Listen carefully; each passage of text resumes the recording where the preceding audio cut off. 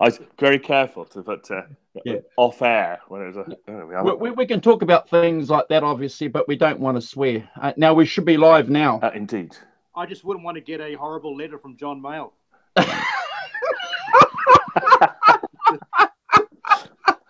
He's watching, John messaged me. He watches this show. This is where I came in, getting a horrible email, a letter from John Mayle. I hope he writes letters still, not emails. That'll be good. He's 70-something, isn't he? Yeah, late 70s, yeah.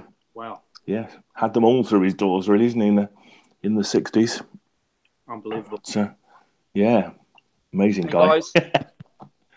84. So anyway, we're just going to do a quick shout out to the guys that have been waiting for us. We've got R2, R3, Lockie Nut in the chat, Jason Wade, Arvin Graunt, and ET5150. Long time, guys. Yeah, sorry. And Jason again. So, Carl and I are really happy to have Simon here with us. Morning all. Hi R2. Hi Jason. Hi Arvin. Hi ET5150. How you all doing? So you've got the chat up, Simon, have you? That's good. I have the chat on my phone. Awesome. That's brilliant. That comes from a man working in IT, you see. Thinks he's bloody clever when he's go, I've got everything going. Yeah. We'll see. Did you say ET phone home? Yeah. IT phone home, more like. If only. ET's from Australia, I'm sure. Right. Unusual international audience. Yeah, so I think, what are we, Simon? We're in New Zealand, you're in the UK, so there's a 12-hour difference between us, 13 hours? 13 hours, I think. I'm 25 to 8 in the morning. Oh, it's not too bad. Roughly. No, it's all right. I've been up for an hour. That's what normally happens. I just wake up. Yeah. Oh, well, anyway, Simon, we're obviously stoked to have you on board. I was fortunate enough a couple of months ago to have Ben on when Carl couldn't make one of the shows. So that was pretty good. And you've always been a supporter of the channel, and you've always offered a good insight and some good comments in the chat. So we appreciate you jumping on board. I like the fact that Carl and I have coordinated black mugs. I've just realised. Look at that. Excellent. I don't think Carl's got tea in his mug though, or coffee. I was going to say. No, it's actually it's chamomile manuka honey. Oh my gosh. Oh. Is that a euphemism for whiskey or something? JC Smith is here too, so that's brilliant. Crazy people on the internet. Yeah. So obviously you've watched us, Jason, and most of the shows that we've been talking about. Obviously the Stones, and Carl and I are British blues nuts. Do you want to tell us a little bit about your experience of the Stones or music in general, and how you got into it, and some of the bands that inspired you when you were younger and still inspire you? Yeah. Well, I'm an old man. I'm 60 this year, so I was born in 1958. So, and my dad, I was brought up in a musical household. My dad was a composer. I'm going to boast now, by the way, because I'm very proud of this, but he did all the music for the first big David Attenborough series, Life on Earth. I don't remember Life on Earth. Yes, absolutely. The one with the frog on it, that 13-part, everything to do with natural history. Well, my dad did all the music for that. So, and he did a lot of other stuff. He worked for, film companies doing films, and did a lot of work for people like BP and Shell, because BP and Shell in the 60s had their own film companies, their own film departments, would make their own films and stuff, which seems weird now. But so music was a huge part of my, growing up. We had music on in the house all the time. Lots of classical music, but some pop music. Particularly, I remember the Beatles. I remember having Help and Hard Day's Night. when I was a kid, particularly in Rubber Soul. So brought up with those, but kind of, listening to those when I was a kid. But not really getting into sort of my own thing until 71, 72. So I was 13, 14. So I started, I bought my first record, I think in 1972. I bought Jethro Tull's Aqualung. Now, I've no idea why a 13-and-a-half, 14-year-old would buy a record like Aqualung. I can't remember why it wasn't a bit more of a pop record in a funny kind of way. Was it the cover or the... Well, I'm sure it was the music. I'm sure because I must have heard it at somebody else's house and thought, that's pretty good, and went out and bought this LP, and then obviously had to get a little record player. I remember having a record player with the speakers with a cover. It was like a case. You could put the speakers on top and on top of the deck, and you could carry it around with a handle kind of thing. It was so I had that. But yeah, and I so I can't imagine. Then I bought, what did I buy then? Focus 3, I think, was a kind of. But alongside that, and probably more importantly with that, in the early 70s, we used to go to gigs, lots of gigs, because they were cheap. I was just looking up yesterday because I think it was on Johnny Bean's show, one of those shows. They were talking about Led Zeppelin. And I went to see Led Zeppelin in 1975 at Earl's Court, and it was the most expensive ticket was £2.50. Wow. And you could go for £1. I think they were like £1, £1.50, £2, and £2.50. And I remember, so when we used to go, and I live near Bristol in the UK, and we used to go to the Colston Hall. The Colston was a local municipal hall, kind of on the circuit. There's a big kind of circuit in the UK. So you had the Birmingham Odeon, the Leicester de Montfort Hall, all these kind of famous, the Hammersmith Odeon. They're all kind of 2,500 seaters, municipal halls owned by the local councils. And they would put on gigs. And you would go, but it would cost you 50p. You go and see Black Sabbath, it would cost you 50p. Wow. Yes. Or 70, if you were going extravagant, it would cost you 75p. You could, in those days, an album cost £2.50. When to go see a gig cost 50p.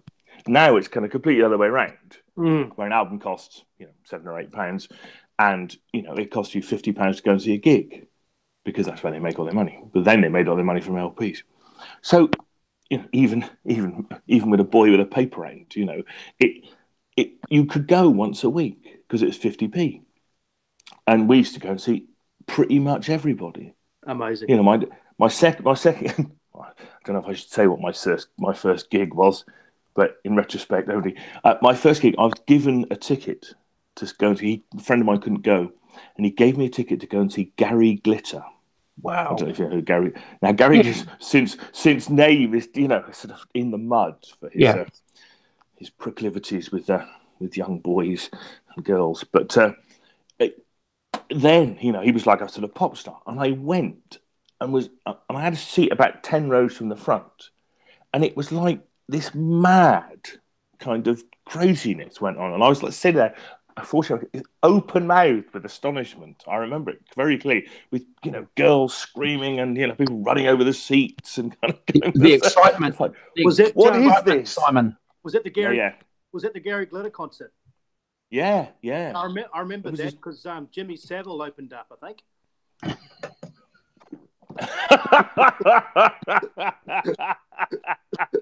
I don't remember who the support act was. It's getting worse, isn't it? Let's stop that now. but getting much back into much more. Then the next gig was Black Sabbath. Wow, that would have been 70. Probably Volume 4. They had Volume 4 out.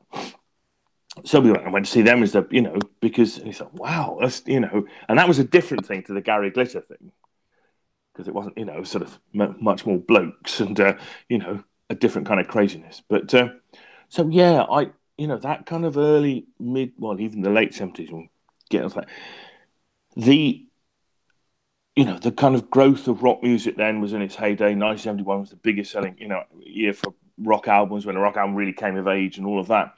And, so we just used to go. And as I say, you go and see Gong one week, and I don't know if you're they're sort of progressive kind of guitar. They had a guitarist called Steve Hillage in them.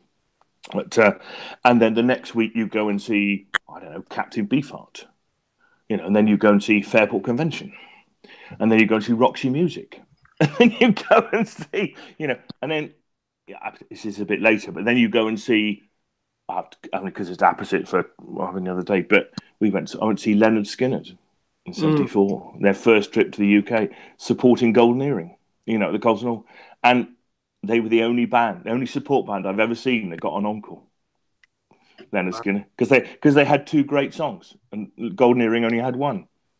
They had Sweet Home Alabama and Freebird, and of course they started with Sweet Home Alabama and finished with Freebird.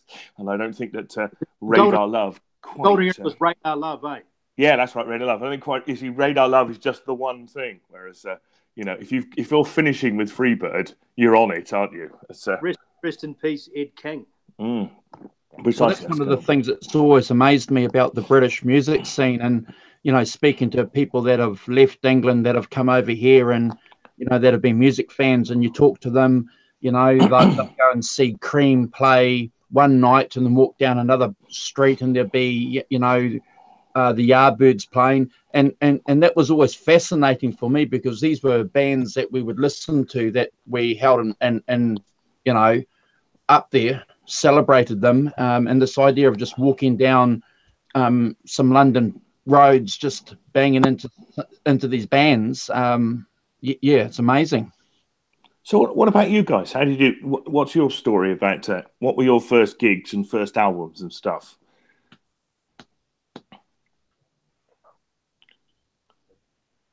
Go on, Cole, yeah. I just wanted, Andrew and I spoke about this maybe a couple of months back, but considering obviously your age and probably missing out, the 70s was probably the best decade of all, because you had a lot of those blues boomers who were young guys who had matured into fully fledged rock, hence Led Zeppelin, your Black Sabbath, your Rolling Stones. These were older men now that were seasoned, that were playing really well. And then you went on top of not only the great English acts, but also the great touring American, and obviously some of the blues guys, the black guys coming into England. So you're fortunate to be in a very good spot in the 70s there. And what I liked about what you're saying is your tastes are quite varied, because not only was I raised on that blues and rock, but my uncles had Roxy Music and a lot of that stuff, which, let's face it, Brian Ferry's a talented guy. So yeah. So I just want to summarize. Yeah. So Carl, what was the first record you bought yourself, kind of? Oh yeah, I told Andrew this. Yeah, no, it's a good story actually. Something just entered my mind and said, go and talk to your dad and ask him if he's got a Rolling Stones record. And, it was just something came into my head, because I knew I couldn't read or write at that time, because he said, there's some tapes in a drawer. And I picked out a tape, and it was the wrong tape. He said, no, it's not that one, it's this one. It's Get Your Yayas Out. That's what got me into music. I was just blown away by that Gibson bluesy rock heavy sound. Stones in their prime, twin guitars, great rhythm section. And just, I guess I've got my dad's genes, because he was listening to that in teenage years and throwing up and listening to it in the car, and just but the Rolling Stones was what started me on my journey, and then obviously reading the liner notes and trying to figure out what Waters was, and that meant Muddy Waters, and what a Berry was, and Chuck Berry, and just that's how the journey started, really. Just a big Stones fan that over the course of time got my a journey, I guess, into discovering so many other acts, and not only blues and Chuck Berry and rock and that, but R&B, soul, and Andrew and I talked about black and blue and reggae, a little bit of funk, just a great band, a great place to start, because at the end of the day, they are the original fans. Yeah, and you can go out in lots of different directions from them, can't you? As a kind of starting point. So was that the first album you bought, Carl? That was the first album. Or was that? But the first album I bought, 13 years old. Andrew would have met the guy, Mikey. We were fortunate enough in Hamilton, being such a small place, to have quite a few record stores, used record stores and new retail stores. And I just thought, I'll be clever. I'll just buy the Rolling Stones' first album and roll it. That's all I'll need, 2 albums for the rest of my life. Here I have 545s. Yeah. It's a bug, isn't it? Yes. I don't have particularly a guitar bug, but I have much more of a record bug and buying records. Yeah. You know, I obviously recently in the last 2 or 3 years, I've bought all my albums on vinyl. Wow. And not bought them on CD, pretty much, unless you can't get something on CD, but on vinyl. But yeah, so new stuff that I've wanted, I've actually bought on vinyl, because you tend to get an MP3 download or some kind of download, or if you buy a big album, say if you buy a Bruce Springsteen album or something, then the CD will be in it. It's just a plain cover, but you get the CD. It's like, well, I might as well. I like the vinyl album the best, so I tend to buy those and kind of. It's So, Andrew, what about you? What was your first record? What did you buy? I've got similarities with you guys. So the first album I bought was I'm pretty sure it was the Beatles For Sale, because I couldn't take that record from my nana's place. So I remember going over to her place and spending a couple of days, and my uncle obviously had left there, and he'd left all his records. And I was 13 years old, 12 years old, you play some records, and I remember putting on Beatles For Sale and hearing the first song, No Reply, and I just fell in love with these with the harmonies. And I listened to that whole album, and couldn't pinch it, because it was my nana's, my uncle's. And records were always expensive. When you're young and you've got bugger all money, $12 or $10 for a record was a lot of money. So, but I'm pretty sure it was Beatles For Sale was the first album that I bought. And again, Simon, Carl and I have made reference to this a few times. We went to school and people would ask you, what music do you listen to? What bands are you listening to? And you'd say, oh, the Beatles or the Rolling Stones. And, this was in the 1980s, early 1980s. And people would say, what are you listening to that stuff for? It's old. Yeah. But listening to that music, though, Simon, did something to us all. I listened to this music, but I wanted to play it. Mm-hmm. That was the next progression. Trying to save some money to buy a guitar. And when we read these stories about how Eric Clapton brought a crap guitar, or he got his first guitar was a crap guitar, so was mine. So were most of mine. I had a cigar. It wasn't the composer. It was a Chinese Fender copy. Yeah. It was rubbish. The action, the action was. Yes. Yeah. And I didn't know anything about how to reduce the action or anything like that. There was no YouTube. Yeah. No, it's astonishing that, isn't it? I remember that we had a very old battered acoustic that I learned, and you get to the B, get up there, and it would be about the strings would be an inch off the neck, it's like why do I have blisters? Yeah. yes. Why do my hands really hurt? And why is it really difficult to play anything? Why am I not impressing my girlfriends? It's really weird, that, isn't it? That, as you say, pre-internet and pre any kind of information, and I don't even remember in the early 70s. I don't even remember there being guitar magazines much. There must have been, but not in my sort of major vision peripherally. So yes, I didn't know anything about something called intonation or action or all of those things. You just had this hideous guitar, and you just go, "Oh well, this is what must it be like?" Oh, well, I just keep at it, Simon. Stop messing about. Yes. So and I remember having my first I don't know whether I bought it or not, but I had a Telecaster copy by a company called Jedson that was just it was appalling. It was a terrible. It couldn't tune it ever. It was never. It's one of those guitars never ever in tune. Even when it was in tune, it wasn't in tune anywhere on the neck of any description. It's like and you buy a guitar now. I mean, I don't know what it was. It's 25, 30 quid or something. It was an awful. It's like, thank God now you can buy a guitar for 200 quid or even £100 that is like so eminently playable and so far from the rubbish that certainly I had to deal with in the sort of mid-70s. I didn't graduate to electric guitar until about the mid-70s. I think you bring up a good point, because when I was growing up, two types of guitars. There was the crap that sounded like crap that was relatively affordable, especially in New Zealand, and the really wanted that you could never get, that were priced out of the wazoo. So we had to go through the crap phase too.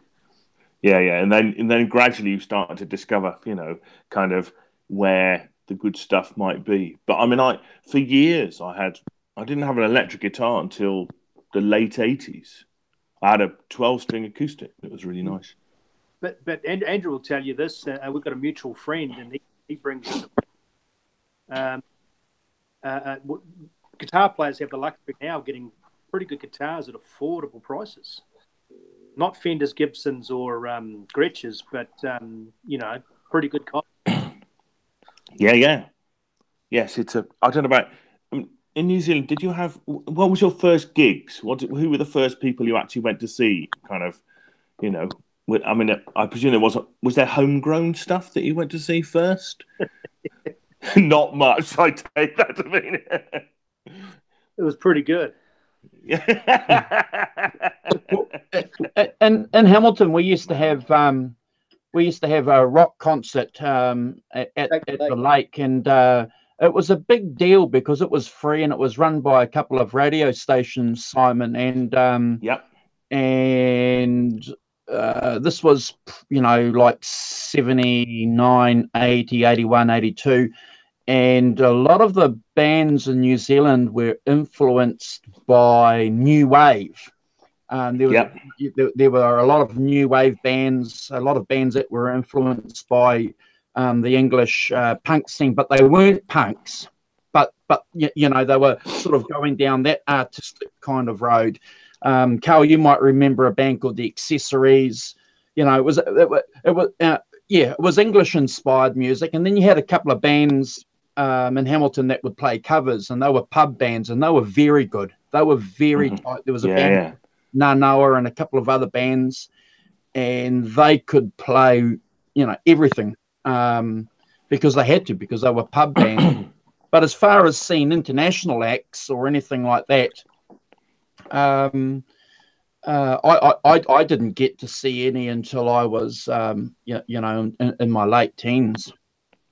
Mm. Yeah. Who was that, Andrew? Who was your first international gig? Neil Young. Neil Young. Well, there you see. Class all over. Yeah. I remember going to see him, and I was, obviously a Neil Young fan. But most of us, like Carl, Carl was in a band at an early age. Most of us were just guys that just got together, like all of us, and just tried to play something, First off, it was you'd play along with the record because that's what you wanted to do, and then you'd cut the record off, and then you'd give it a go. New Zealand's an interesting place, Simon, because with a very small population, you had to really love music to listen to music, because the records weren't cheap. I remember paying $20 for that Rolling Stones album, and I was probably making $50 a week, so that'd be comparative to about $200 a record. Yeah. Also, Andrew mentioned a good point about the bands and Shake the Lake. We got to support a lot of local bands because especially in Hamilton, we were far away from Auckland where the international acts would come. So we were fortunate to have a lot of good local bands, but not very many international bands came to our city. And concert prices here have always been really expensive. I mean, it's not uncommon now. Would you say, Andrew, $150 for a rock ticket? Well, having said that, and obviously we want to hear Simon's first gigs too, and how we got into music. But having said that, one of our friends in America sent a post on his Facebook page.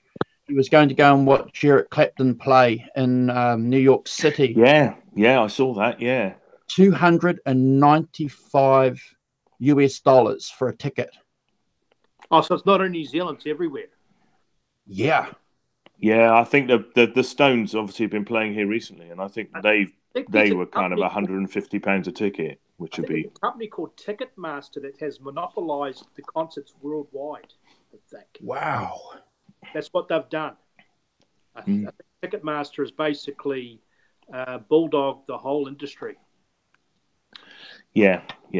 And they obviously do deals with the bands and stuff, and they kind of. But yeah, the Stones were £150 here, to go and see them in the summer earlier on. Yeah, they've been touring here, and I would say you're talking about that being what 200 American dollars kind of thing. So I wonder when all that changed. You're mentioning the affordable concerts in the 70s and commercials on a grand scale now.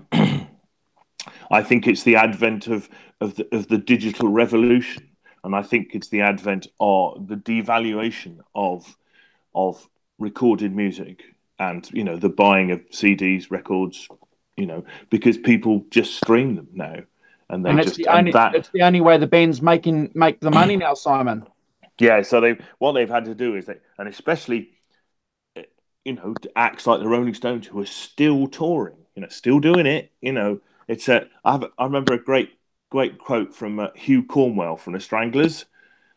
Do you know? I don't know if you've heard of the Stranglers. They're a sort of British punk band, kind of new way. And somebody once asked him what his advice to young musicians was, and his advice was, "Don't bother, because we're still here." The field is getting more crowded, not less, and the less people who come into my field, the better.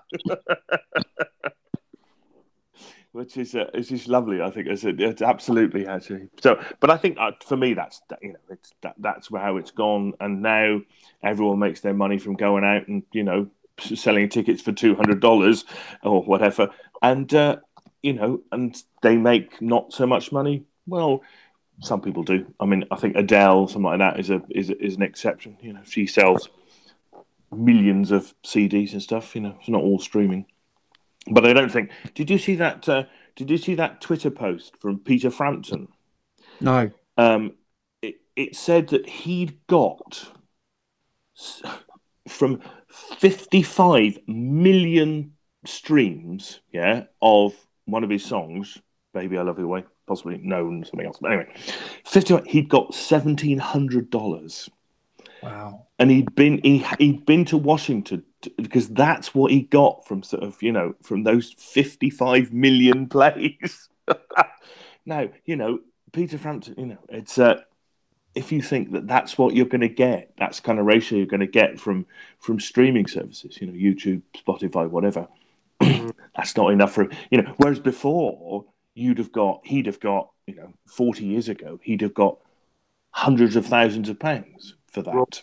Royalties, royalties, and mechanical royalties for obviously being played on the radio and played and blah blah blah. Yeah, amazing. Go on, Cole. What people are realising now, and they never realised this, and Andrew and I spoke about this, the blues guys, is the key is to A, writing your own song, and then B, having the publishing rights to own them. Yeah. Never give away your publishing. Yes. If you're poor, whether you're black, white, or brown, or yellow, or purple, and someone offers you $1 million, and they'll say, "Here's $1 million," and you're like, "Wow, I've hit the lotto," but it's gonna have to give us 5 albums over 5 years, and then you get an advance, so you don't get it all, and then you forget about all the tax, and then all of a sudden your album hits the big time. $1 million wasn't too much. 5 years. You owe people. Yeah, I like yeah. that. Who's that guy? From the great singer from Paul Rogers, and he did Paul Rogers, Shooting Star. Yeah. Nope. John Mayall's dropped off. Sorry, someone's trying to call her. Phone. Yeah. But anyway, without going on too much, the classic portrayal in that song about Johnny and the rock star. Mm-hmm. And yeah, so good point. Good point. We live in a funny society now. Yeah. Well, I'm going to take it one step further and say I don't think the record companies are looking for albums now. I think they just want a song initially, and if the song does well, then they'll look at maybe throwing some funds to do an album. But you look at, I'm sure if you look at the top 5 number 1 songs in Britain or America, probably 3 of them don't have an album. No, you're right. It's not albums anymore, is it? It's people stream individual songs, the songs they like, or they'll buy the 3 songs they like from an album, and download them for 99p, and then that's what they do, and they don't think. Although, I think that's true in the sort of radio pop charts world. I think that now music, in my day, music was quite narrow. Yeah, there weren't. You could keep up with what was going on. In 1972, I could buy the New Musical Express, and it would have, everything from, Led Zeppelin to, I don't know, Stray, or, the Steve Gibbons band, or whoever. You could go quite far down, and they would still pick it up. They would have reviews of their albums, or whoever it might be, Stray, remember them? Wilson and the Waltons. Yes, you see. But you could go quite far there. Now, because it's huge, that you've got a whole separate genre, a whole separate thing that is chart music. And that's one genre of music. And then you've got a whole bunch of other things, and other people in more alternative are still making records, and people are still buying those records because they're albums, In fairness, even Beyonce, Beyonce made Lemonade, which is an album, a concept album. So it hasn't gone away; it's changed, and I think it's, as you say, it is less prevalent in that pop world. But I think in other worlds, all the old guys are still making records, and the Stones, make that blues record and stuff, and people are still making records that stick, and they set them up, and they list them so that they're proper albums and stuff, and then people like you and I buy them. The difficulty is that you don't, in the early 70s, pop radio, I could, you'd have to listen to some shows, but because the main daytime Radio 1 stuff was kind of pop, but pop music then was, in the charts, you might have Deep Purple, and you might have Black Sabbath doing Paranoid, and then you might have, Dawn with Tie a Yellow Ribbon Around the Old Oak Tree, or the oddness bit. I'm moving gently a bit, but the breadth of it, you could get a whole lot of things in, which you just don't do now. The charts now is kind of R&B, and one or two bits and pieces, but mainly that kind of dance R&B stuff, which and so it's very narrow. What you're going to get in the charts is very narrow, unless you get someone like, I don't know, George Ezra, who'll sneak in around the sides. I reckon I have a theory. I reckon there's powers that be that will be wealthy, powerful people behind closed doors that own these record companies that are just doing experiments on mass populace to put out as much. It's a social experiment, Carl, do you? Yeah, guinea pigs. Because I was at my sister's place and she watches that top 20 Edge, and I lost about 20 kilos because I threw up so much. You know, I just.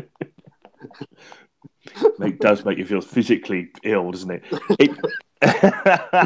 I agree. Well, I've got teenage daughters, and what I have to suffer. There's a song by Drake, and it's got this catchy sentence, and they turn them into memes and YouTube. Yeah. Kiki, do you love me? It's based around one catchy sentence, but they managed to squeeze enough out of it to make a song and then an album, and everyone's going to forget about it in 6 months. It's just it's just these people are actually molded, manufactured, and put on display like monkeys in a retail window. Well, they have lots of writers, and some writer will, create, contribute maybe a line or maybe just a few notes, and then somebody else will contribute something else, and they kind of put it as a kind of by committee thing. Yeah. Yes, it's you want to Google or go to Wikipedia about certain songs, there's about 10 people that wrote them. Yeah, which is good for them, and not, but I agree. I think that but it's its own world. It's a separate. In my day you had rock, reggae, soul, R&B, blues. Now you've got pop. The charts as a separate. An Americana and a R&B, and it's a separate genre, all of its own. And that's a particular world that particular people will inhabit. But I think you're right. That thing about take one phrase and make a whole song out of one phrase, doesn't it? It drives me bananas. Don't they say anything else? I say to my children. We spoke about this 10 shows ago with bubblegum pop manufactured music, the Monkees. Which has always been the case, yeah. I mean, there's always been those bands, haven't there? I mean, even always put together by record companies and stuff like that. It's it's just in the most impressionable age, girls between the ages of 13 to 18. When the girls like it, the guys kind of like it because they want to like a girl. And it's just incredible. Well, we're waiting for the band, though, aren't we? We're waiting for the band that's going to come along and blow all that manufactured, produced bubblegum popular music away, because we saw it 30 years ago with the Stones and the Beatles. They were instrumental, weren't they, in knocking that produced pop off its perch. So hopefully there'll be a band that might come along and do something like that.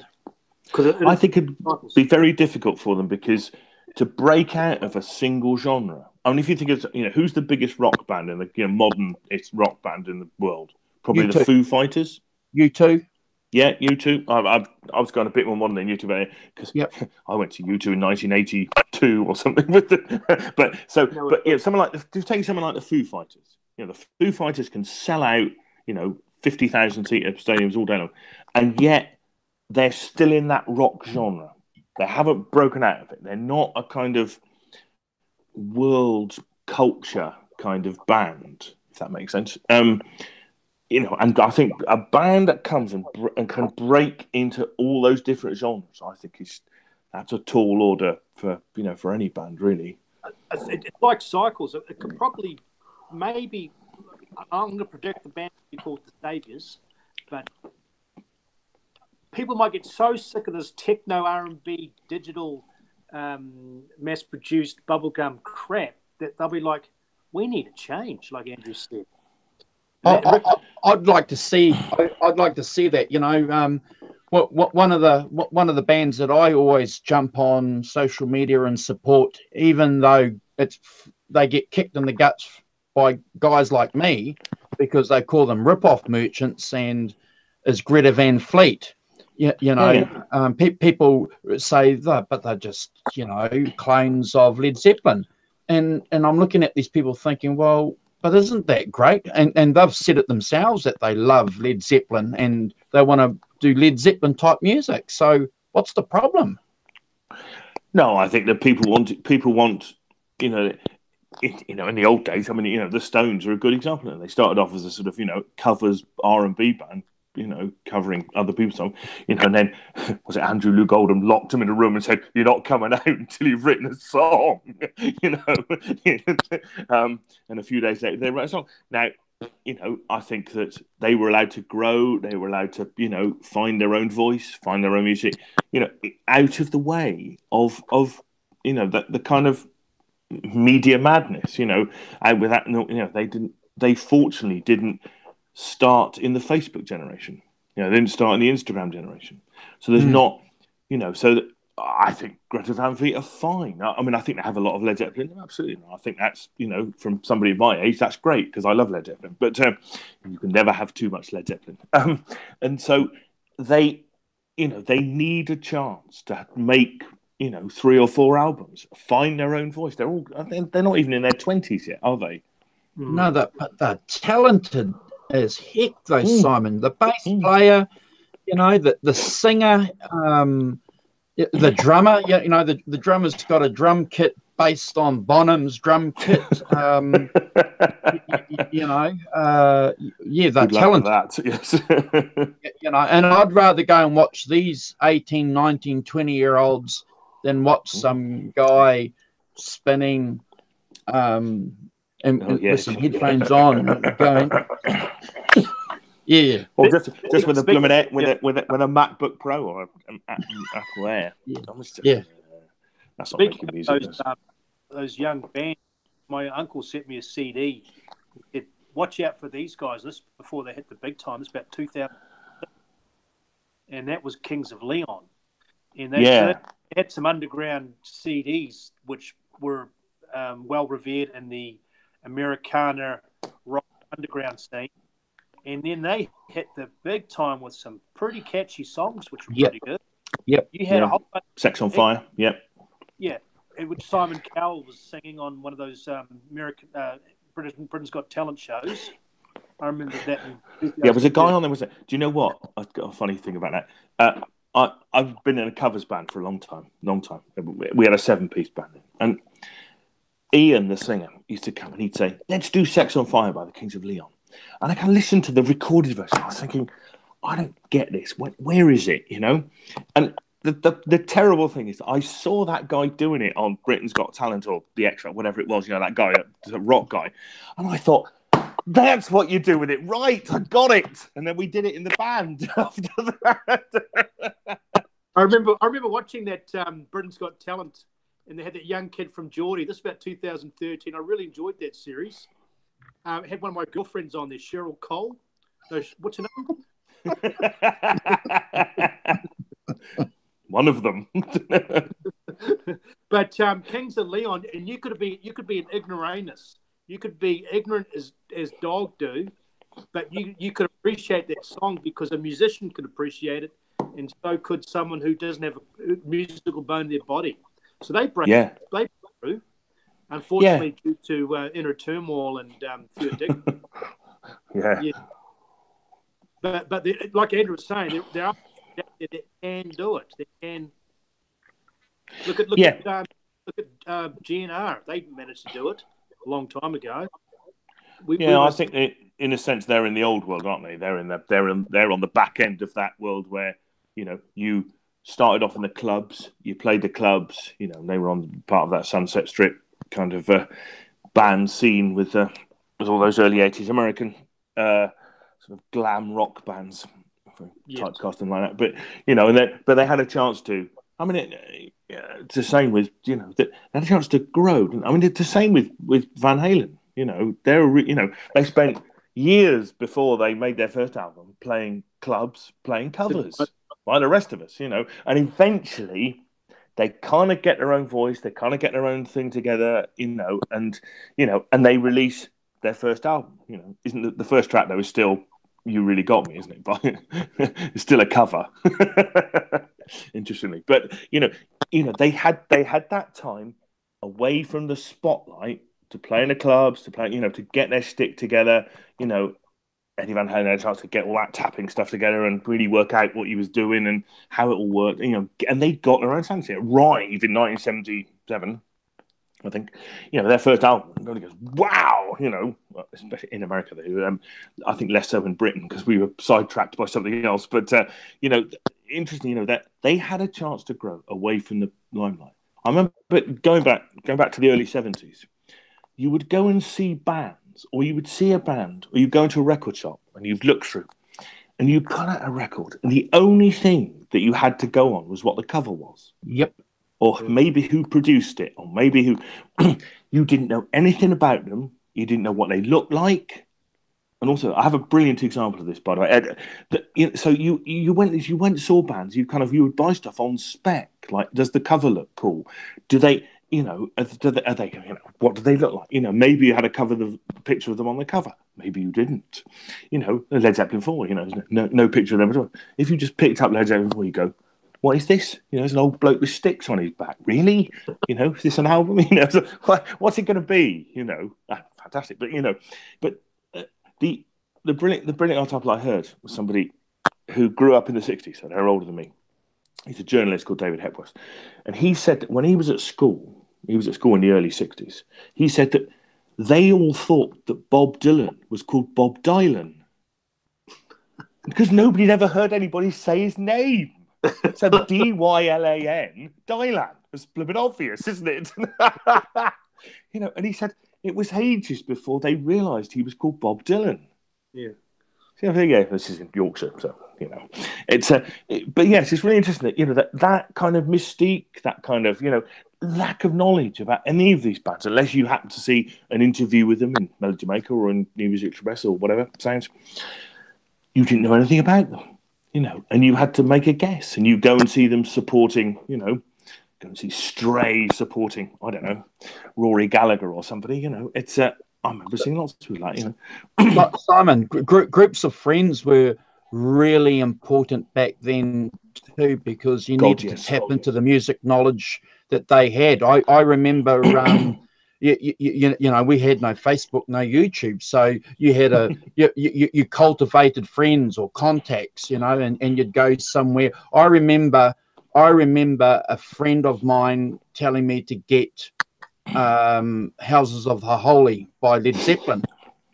I remember him telling me to get that, and I'd only heard one or two songs, and then I remember going to the record shop, looking at the cover, thinking, wow, this is weird. But that was an important thing for us, that social network, of being referred to, or even me coming over to your place and saying, hey man, check this out. Yeah, I bought the latest King Crimson record. Let's listen to it. Lark, Tongues in Aspic or something, or whatever it is. And yeah, absolutely, those groups. I don't know if you used to do this, but in the early 70s, everyone the boys especially, but we used to have kind of ex-army rucksacks, kind of made out of this kind of rubber, and people would do amazing. They would write the names of their bands, their favourite bands, in biro on the back of these rucksacks. So when you went to school, you could gravitate to. You knew the people who liked the bands that you like because they'd have them on their bags. Absolutely. And you could gravitate and go, oh, do you like Deep Purple? Yeah, me too. Wow, and off you'd go. Talking about those gigs that the army used, because I had them. Yeah. Absolutely, yeah. Army surplus stuff. Yep. Yeah, you would have one of those, Andrew? Yeah. Absolutely. I had Van Halen on mine. Neil Young. The Neil Young, I drew it like on Harvest on the cover. Yeah. Try. Yeah, you too. Yeah. But Simon's, I forgot that, Simon. You're absolutely right. So you'd be walking, and I would see someone with like Van Halen on the back of their bag and say, "Hey man, do you like Van Halen?" Yeah. What album do you like? Fair Warning. And you'd talk to them. Off you go. Yeah. Or you would say to somebody, they may have had a Black Sabbath, for example, and you'd say Black Sabbath suck, and they'd turn around and say, what? The musician lovers that were really onto it sewed patches onto those bags. You're fortunate enough or had enough money to or could source those Rolling Stone tongue or their they would sew it on. It was quite neat. Yeah. I think we were pre kind of that kind. I don't remember those badges, kind of that kind of stuff being around at all. When I can remember if somebody got really clever, cloth badges, patches, Some people had they would paint it. They would paint a picture on the back of their thing. You'd go, "Wow, that's cool." You know, they'd paint the logo or whatever on the back. Oh, that was pretty cool. and some of them who are real dedicated would get tattoos on their body. It's funny, isn't it? The tattoo thing is in the early 70s. I didn't know anybody who got a tattoo. I didn't know anybody. Really, nobody I knew in the whole of my school, the whole of my late teenage, early 25. Nobody I knew had tattoos at all. Same here. Anybody that had a tattoo, generally speaking, for a long, long time in New Zealand, you're associated with being a criminal or on the Navy or both. On the fringes of society. Yeah, absolutely. And nobody I knew. It's funny that, isn't it? How times age and I'm sorry, Led Zeppelin tattooed on somewhere would be very. I'm pleased it was only the rucksack, personally, but. But it's interesting comment that you made about Kings of Leon, because that's been a theme of what Carl and I have been talking about, Simon, about this idea of band.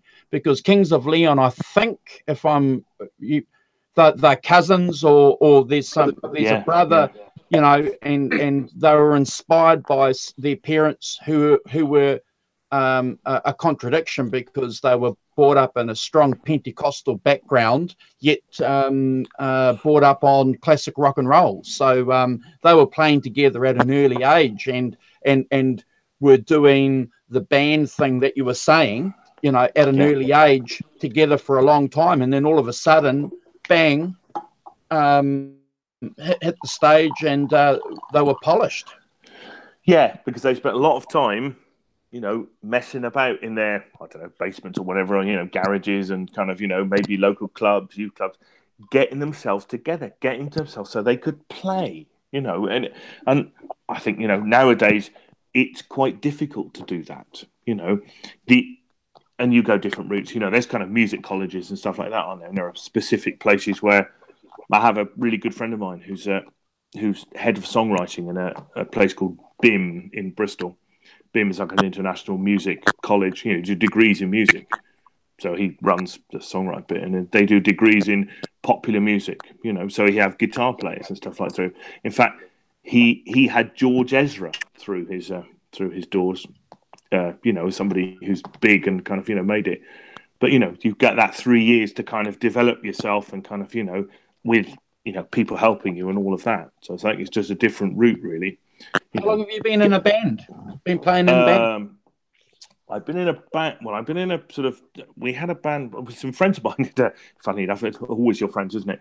Since about 89, I was in a band. So this was a covers band. So I'm still in a covers band, but so yes, I played in them till about 5 years ago. So for about 25 years, I played in a sort of covers band with some friends of mine.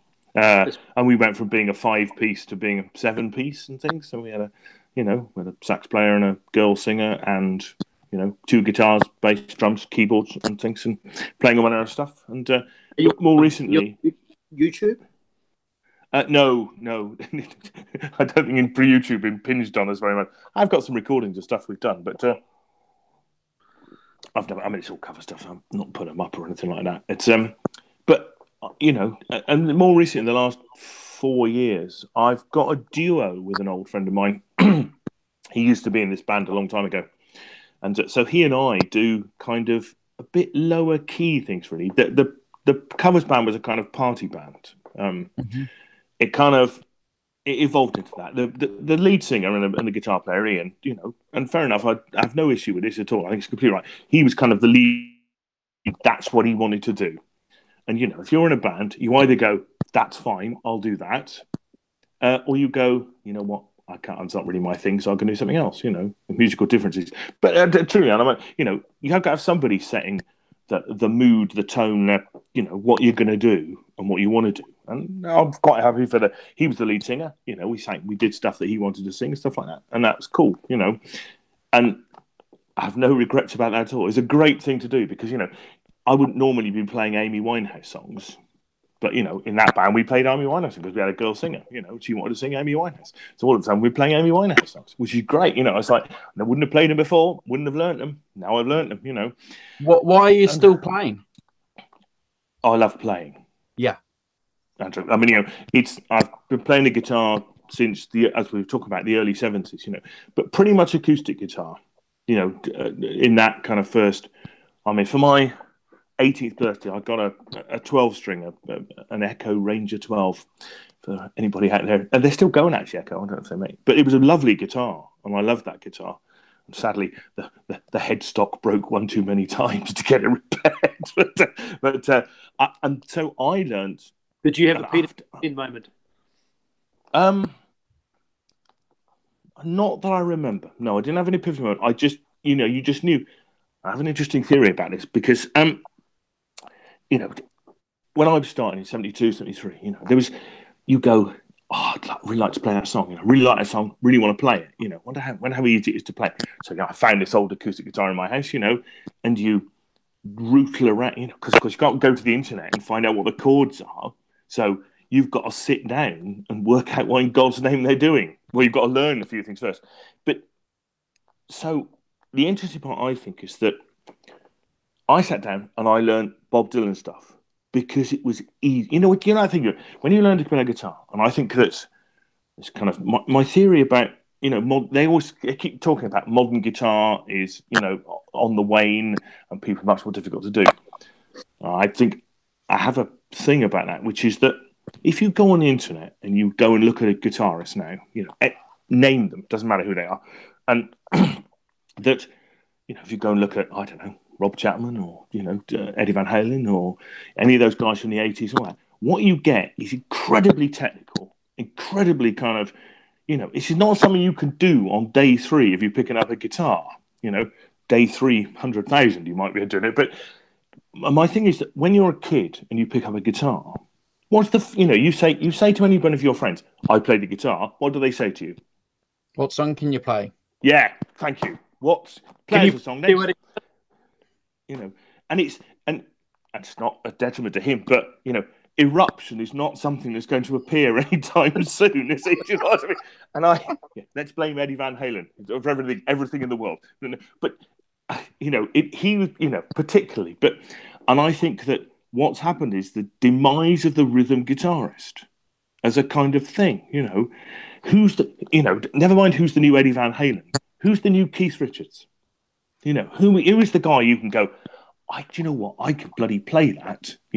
It's within my grasp of something. I can learn 3 or 4 chords. I can play a song. Bob Dylan, I could play Blowing in the Wind quite quickly because it's 3 chords. Yep. So I got an in. I've got an in. Somebody says to one of my friends, says, play a guitar, play a song. I've got a song to play, and pretty soon I might have 3 or 4 songs as a repertoire. Now, it's not going to happen for most, those the groups. If you grew up in the 80s, later than that, in the 80s, Nirvana went back a bit like that, and punk was a bit of a return to those things as well. But, in the main, people like George Lynch, I'm plucking out names that I know very little about, but, that I know, and you go, yeah, it's incredible. It's very technical, but it's obtainable for somebody who's just picking up the guitar. I'm not sure that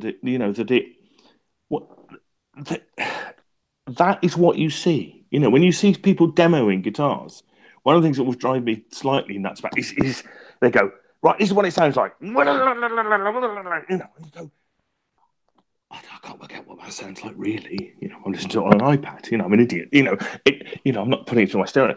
And I think that it means that a kid coming in either sees that stuff and is going, right, there's 5 years worth of practice. But I think for a lot of people, it's like, I want to learn a song. I want to play a song. I want to do something, and that's really difficult. And as I say, go back to my original conversation. Never mind who's the new Eddie Van Halen, who's the new Keith Richards? Yeah. Who's the new great rhythm guitar player that everybody goes, hey, listen to that. You know, he's got something unique all of his own, and yet obtainable. I also think that songs are much more complicated than they used to be as well. You know, there's a lot less 3-chord songs around now, or you know, overtly 3-chord songs. I think that's one of the great things, though, Simon, about the blues is that it can be as simple as you want.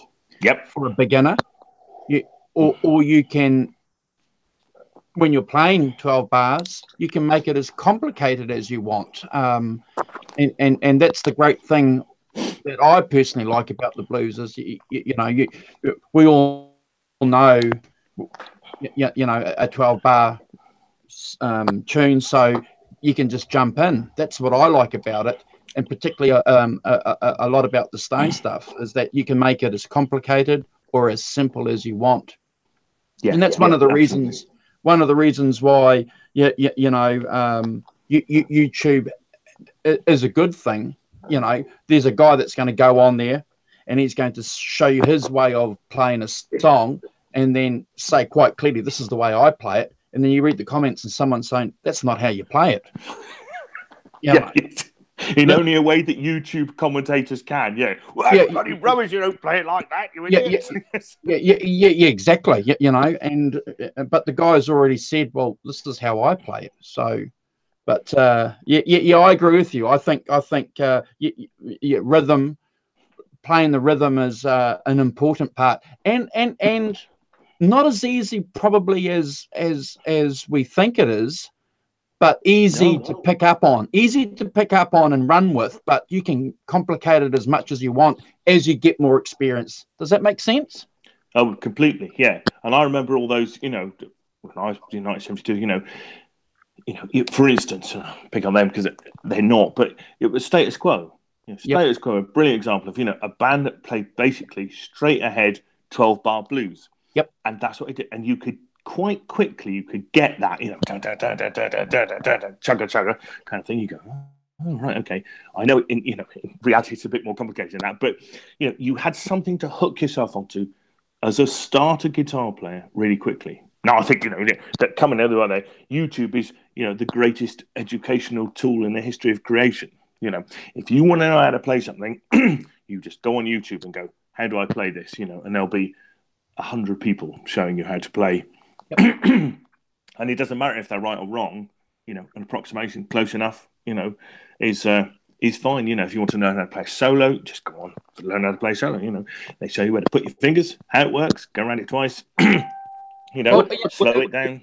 It never ceases to amaze me, Simon. Even now after trying to be a guitar player for 30 years, when someone says, these are the chords, and you go, you sit back, and I still sit back and think, how can it be that simple? How can it be that simple? What? But only a guitar player knows that. It's like, and that's the great thing, I suppose, about us all being guitar players is that we're still learning, and it's and it's great to go, wow, is that how you do it, Simon? Wow. It's one of the interesting things about playing in covers bands as opposed to tribute bands. I don't have to be exact. I feel no onus, responsibility to play it exactly as whoever played it. It's fine to go, what?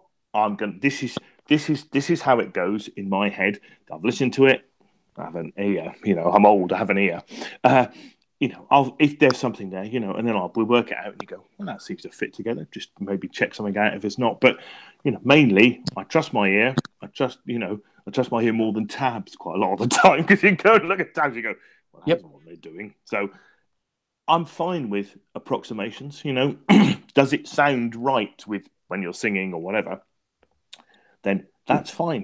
I'm also fine with doing your own solos and, work out your own solo for a song, I think to me that's absolutely fine. Yeah, I love it. Are we gone? Yeah. Oh, come back. There we are. So have you got some guitars there, Simon? I have got some guitars. Shall I show? Yeah. I'll start with my oldest guitar, which I've which is my Fender Stratocaster. Nice. In the timer tradition, I'm going to hook it up around my headphones. But this is my Japanese Stratocaster, made in 1988. So I've had it for 30 years. So I've had it for half my life, as you can see. Well, I probably can't see, but it's quite battered and stuff. There's some chips and,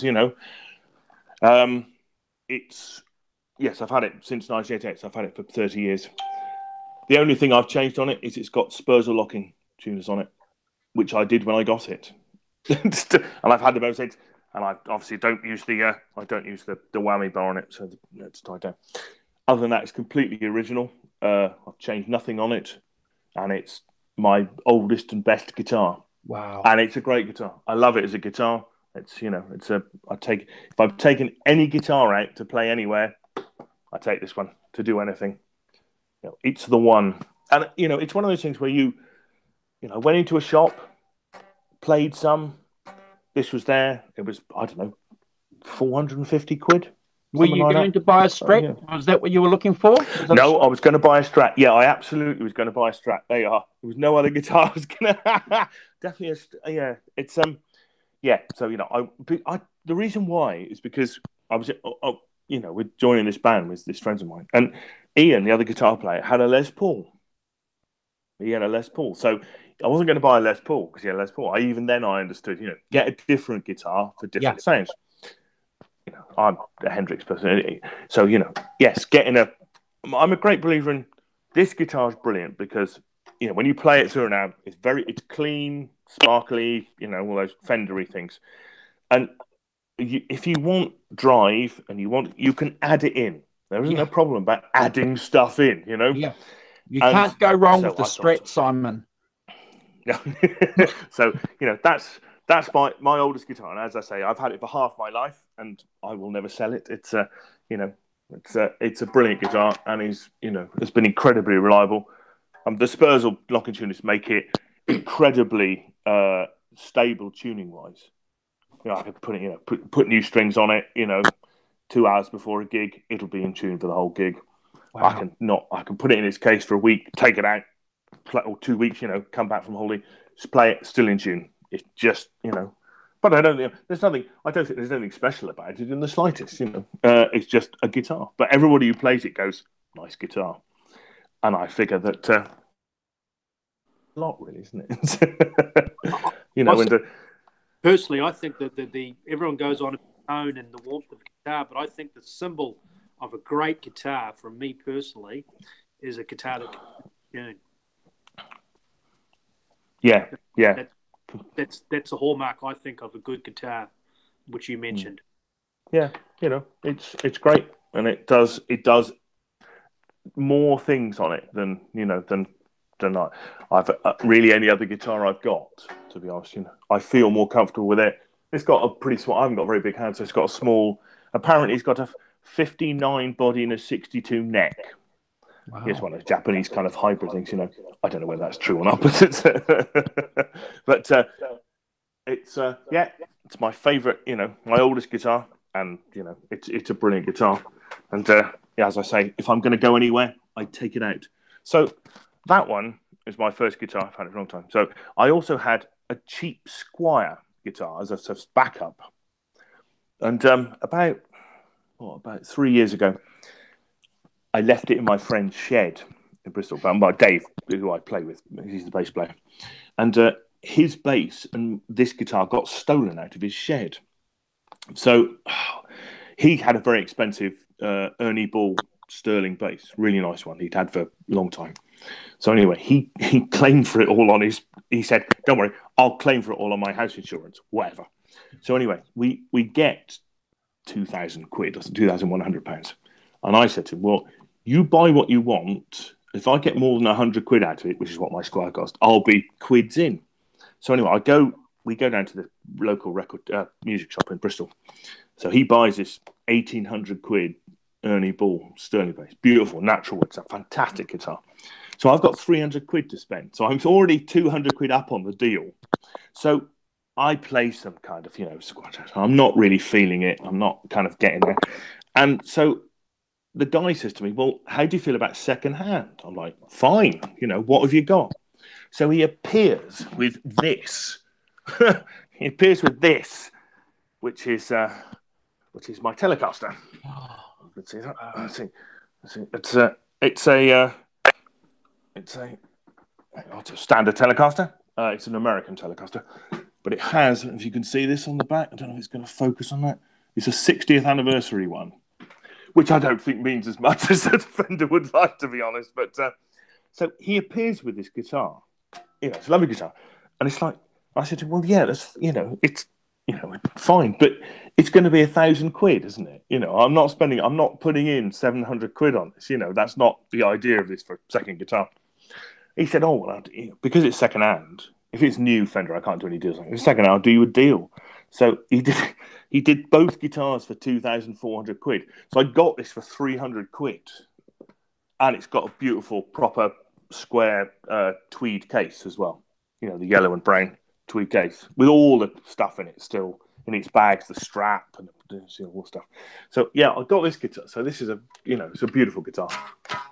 What year is that Tele, Simon? Oh, it's whatever 60th anniversary. So it's about 2012.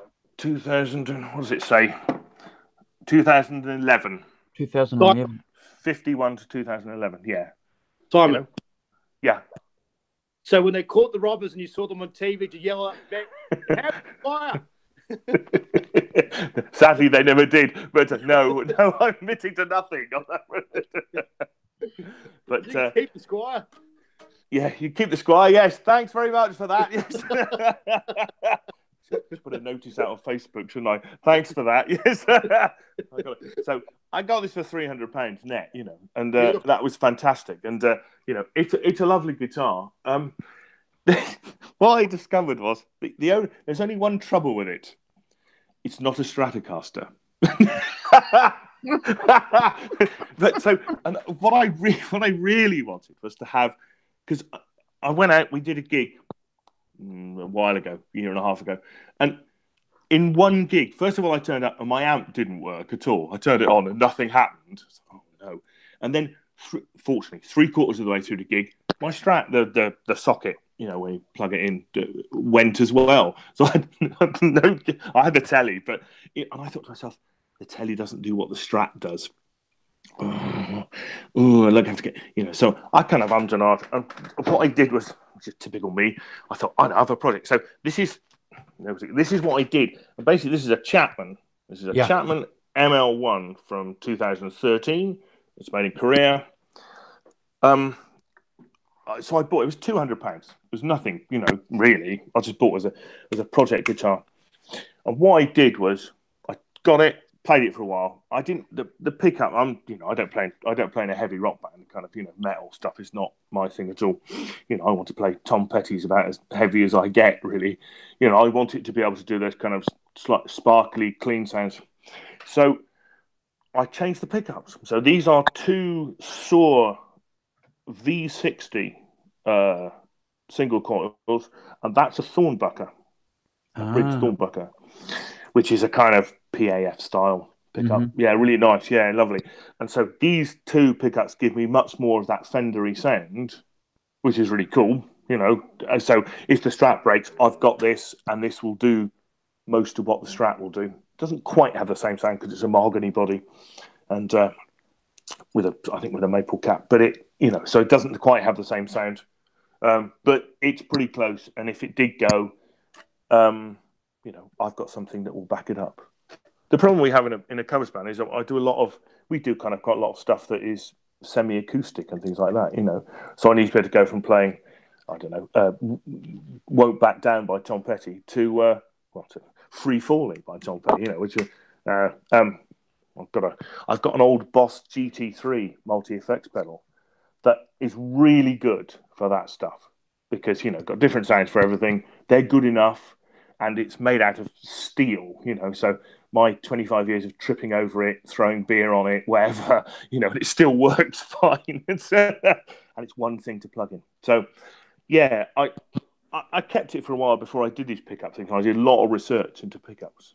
Interesting, one of the side notes is this. when I was looking to buy these Sir pickups, and I wanted to kind of, hear, has anybody done anything that you can hear? I went on the internet and I found a guy who did demos. And the beginning of this demo, it was for Sir pickups. At the beginning of the demo, he said, quite a few people have asked for this, and I have no idea why they have. Why do you want me to play it clean, no effects, and just play some chords? And he's like, well, that's pretty much the obvious thing you'd want to do, isn't it? I want to hear what it's like clean. As he said, well, I never play like that. Yeah, but you don't. The rest of it, I want to hear what the bass sound is, not the extra 15 layers that you've put on by having a digital delay and a bit of chorus and a bit of drive. And it's like, yeah, it's all fine, but it disguises the true sound of the pickup. And he was like completely bewildered by this as an idea, which is quite funny, really. But so I got this, and I've been really pleased with it. It's a nice guitar. It plays quite a lot like my Strat. The neck is quite similar to my Strat, and it does what my Strat does. And obviously, for certain songs, it's got the Thornbucker, so you get a bit more drive and a bit more, without too much. Yeah. So that's my kind of my kind of backup guitar. Those Chapman guitars are getting very good reviews, and obviously we know Chapman because he's on Anderton's often. And I think that he knows what he's doing in terms of building a guitar. Those guitars were specifically about you taking that guitar and making it what you wanted to out of it. And I think that's a reasonable business model in my book. I think that's it's a really interesting way of looking at it. Overtly to say we're going to make it as good quality as we can. We're going to concentrate on these bits. The other bits, I put Spursel locking tuners on that as well as the thing. So I've sort of upgraded quite a lot of it, which, for 200 quid, I spent another £150 on it. It's fine for 350 quid, it works really well. And, it's a very nice guitar to play. It does what I want to do, and it wasn't very expensive. I have one. Does Chapman have a cross-section of guitars available, Simon? Does he have entry-level and high-end guitars? Does. He has his entry-level guitars are about £400, that sort of thing. Yep. Again, I think they're viewed a bit like the kind of project guitars, basically.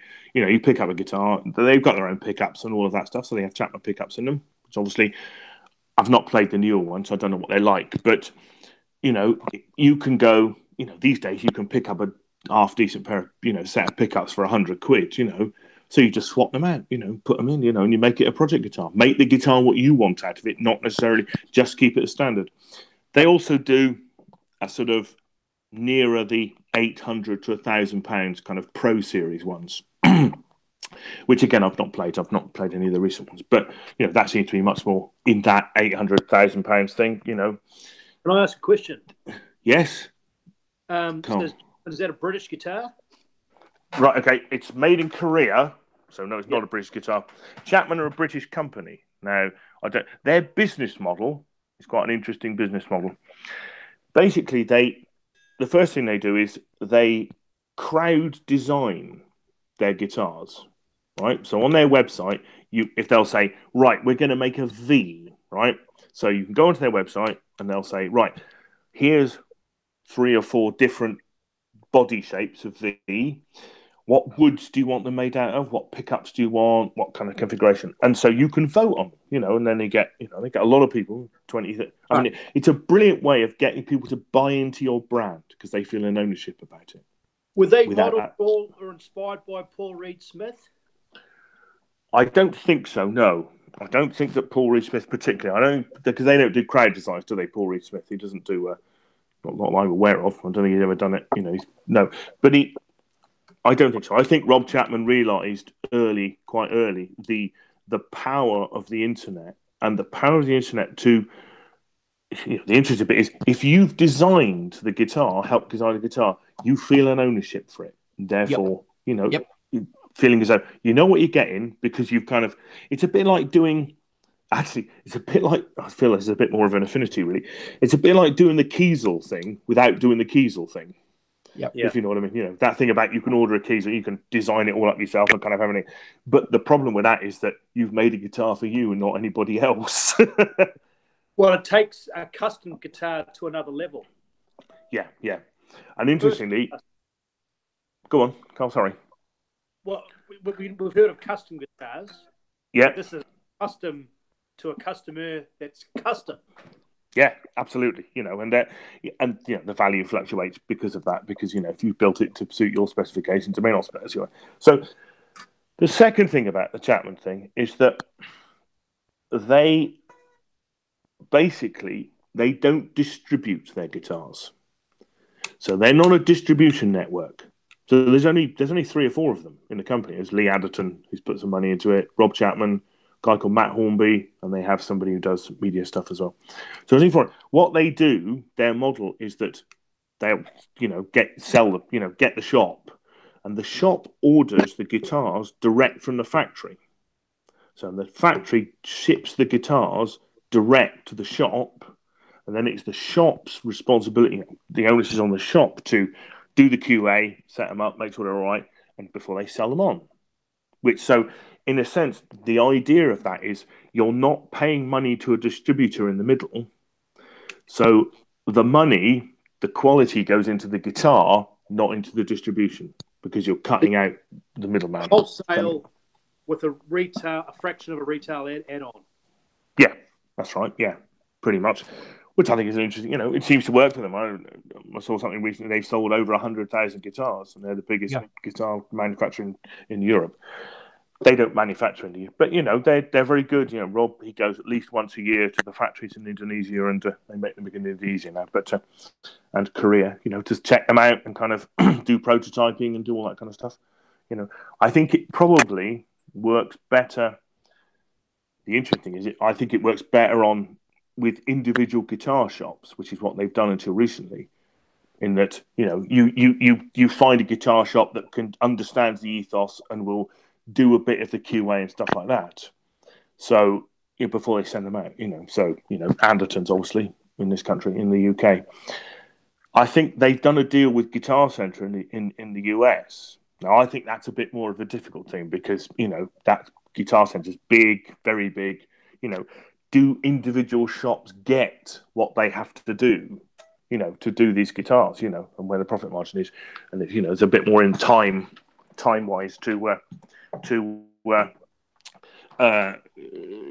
they have to put in before they ship them out to the customer. And I think that's a tricky area for them because they've gone up a step in size and but you're still relying on Guitar Center to do quality and stuff like that, and big organizations like that are much more difficult to control unless they've got their own standards in place that they're going to deal with. I have one more guitar. I'll show you. This is hold on, I have to unplug myself. No problem.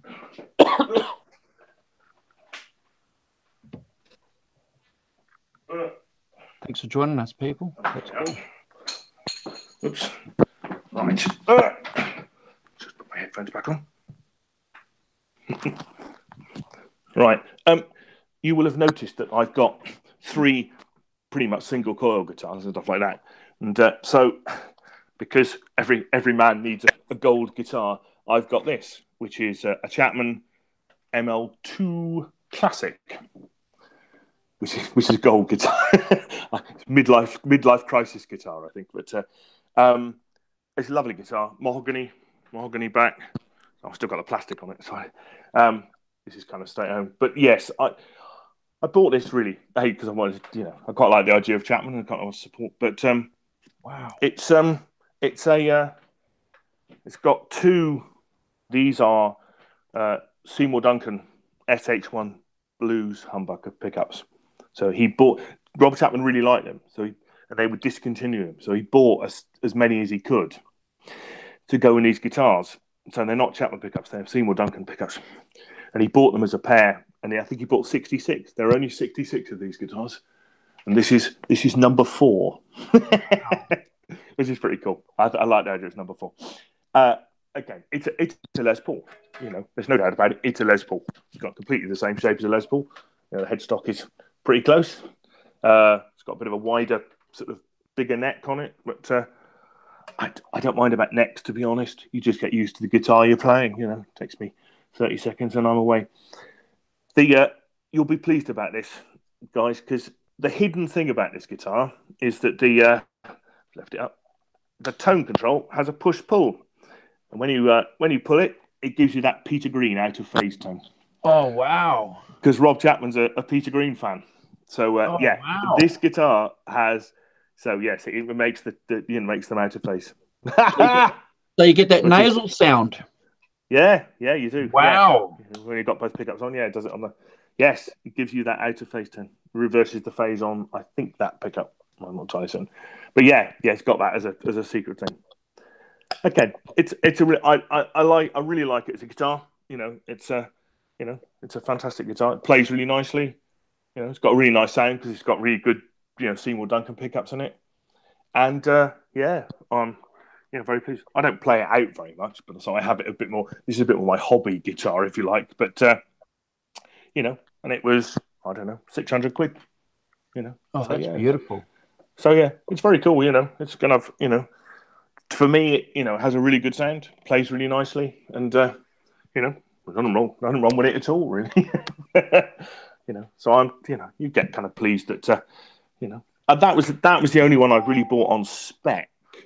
I bought it, obviously from Anderton's without playing it, but I had a pretty good idea about what I was going to get. But it's it's got a kind of sparkly thing on it. You've covered all the bases, Simon. Sorry? You've covered all the bases. You've got the strap. When you have a cowboy hat on and your boots, you've got your snakes, you've got your belly. Yes. You've got your which is a bit of a thrasher if you want to get your heavy metal, which is the single coil and the humbucker. Yeah. And then your trailer queen that you don't take out, that you just have on display. Yeah. I play it at home a lot, but I don't take it out. It's got 24 frets, so it's two octaves. Right, and it's got, if you could see, it's got the cutaway here. You see, it's cut away into the thing. Do you have a black top hat? No, but I ought to. No, the trouble is, there's something about my head that I look ridiculous in hat. Unlike Andrew, who doesn't look ridiculous in a hat, I look ridiculous. There's something about cutting off this part of my head that makes me look like a complete idiot on any hat. Look, I want to pay money. If you want to give me your bank account, I'll wire it to you. I want to pay money for wearing Slash's top hat with playing that. Oh, I'd wear it in a heartbeat. I'm like an idiot. Yeah, hats don't suit me. But those are basically my 4 guitars that I have, and as you say, they cover all the bases that I can think of. I suppose the only ones I haven't got any guitar with P90s in it, which is a slight thought. But I don't. Interestingly, I don't hanker after buying more guitars. So your gold top, Simon, do you get some blues breaker tones out of that, and some Peter Green, and obviously some Mick Taylor tones when you crank it up? Yeah, absolutely. I'm in all sorts, but you can crank it up. It's one of those guitars. You turn it, you can turn the volumes down, and you get some really nice clean tones out of it. It's fine. The amp I've got an old PV Delta Blues, which is 22 years old. It's a made in America one. So I bought it because the previous amp to it I had, don't ask me why I did this, but I had a high watt 100 watt, right? One of the old 70s ones with a 412 cab, which is the most, it's got clean tones, it's got headroom to die for. The only problem is that if you go and play in a pub and you put it on 4, you'll have the back wall out and there won't be a glass left in the place that's intact. And it's like, this is hopeless. I've got to, you're there going, reeling back because it's so loud and kind of mad. I can't do this. Oh, it's just too much, too difficult. So I thought, it's much too loud, I don't know how long you've been here. I always make the excuse, so I sold it to somebody was in a band with somebody I knew. So, and then I bought this PV Delta Blues, so I went from 100 watt to 30 watts, which I mainly play on gigs at about 3. you know, and I said, I'll buy a 100-watt amp when somebody says you're too quiet. Well, Yeah. 22 years later, nobody's ever come up and said, can you turn up a bit? Yeah. Simon, did you realise you had a problem with that 100-watt amp when you knocked a plane out of the sky? Yes. When with monotonous regularity, when seagulls would die, you know, for miles around, plummeting out of the sky in a wild and crazy manner. Yes, it just didn't work as playing. If I was playing, you know, Wembley, fine. Yep. But you know, sadly, not to be. And you know, and when you're playing with, you know, in a pub. You know, it's like you're not miking up the drums or anything like that. You know, it's not kind of, you know, you're doing singing and, you know, keyboards a bit possibly through the PA, but not much else. You know, you're only playing as loud as the drummer.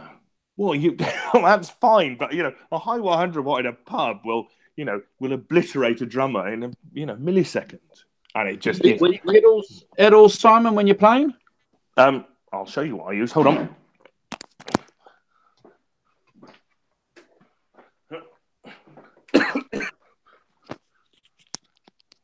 Right way. I alluded to it earlier, but this is what I use when I gig. This is my Boss GT3, of which there is now the Boss GT1000. Now, I've had this for, I don't know, more than 20 years. Long time. The thing about it is, I mean, it's got the beginnings of the modeling technology in it and stuff like that, which is really cool. But it's, you know, it's made out of steel. You know, you can drop it and you can, you know, I mean, I'm terrible, you know, drop anything. But the beauty of it is it's really, really hard wearing, as you can tell, because I've had it for a long time, and it's very battered. It has good enough sounds so you can go from, you know, if you're doing, I don't know, just what I needed by the car. So you've got, you know, very driven kind of, you know, quite a sort of rock sound. Mm-hmm. You know, the next song is, you know, I don't know, you're doing Free Falling by Tom Petty. So you want more pretty much acoustic. It's got great acoustic simulation stuff in it. It's got just standard electric acoustic stuff and stuff with chorus on, quite big. And so you know, just a, you know, next pedal switch, and I'm on to the next song with a completely different sound. It's got Vox. I mean, it's got sounds to, you know, more sounds for any song you've got. It's got Vox sounds, various types of Vox sounds, you know. And whilst, you know, against the real thing, of course not. But, you know, I haven't got a chance to take out 54 tons of equipment, you know. Somebody says, oh, you know, as one thing that does a whole range of things good enough to gig with, hardy enough, you know, sturdy enough, it's never broken down. It's fine. You know, it's a great thing. You know, if your amp breaks, you could take an output from it, put it straight into PA. You know, I'm all for resilience and stuff like that. I work in IT. So for that, for what it does, it's a great thing. I absolutely, you know, if it broke, I would get maybe a more modern one, but I would still get that to gig with because it's, you know, program that, Simon, is that programmable or does it? It's programmable, and you can change the sounds, the different components of the sound, you know, to suit what you want to do. So you can, you know, you can put, well, it's got, what's it got? What can you put in? You can put compression, wah, drives, preamps, EQ, mods, delay, chorus, reverb.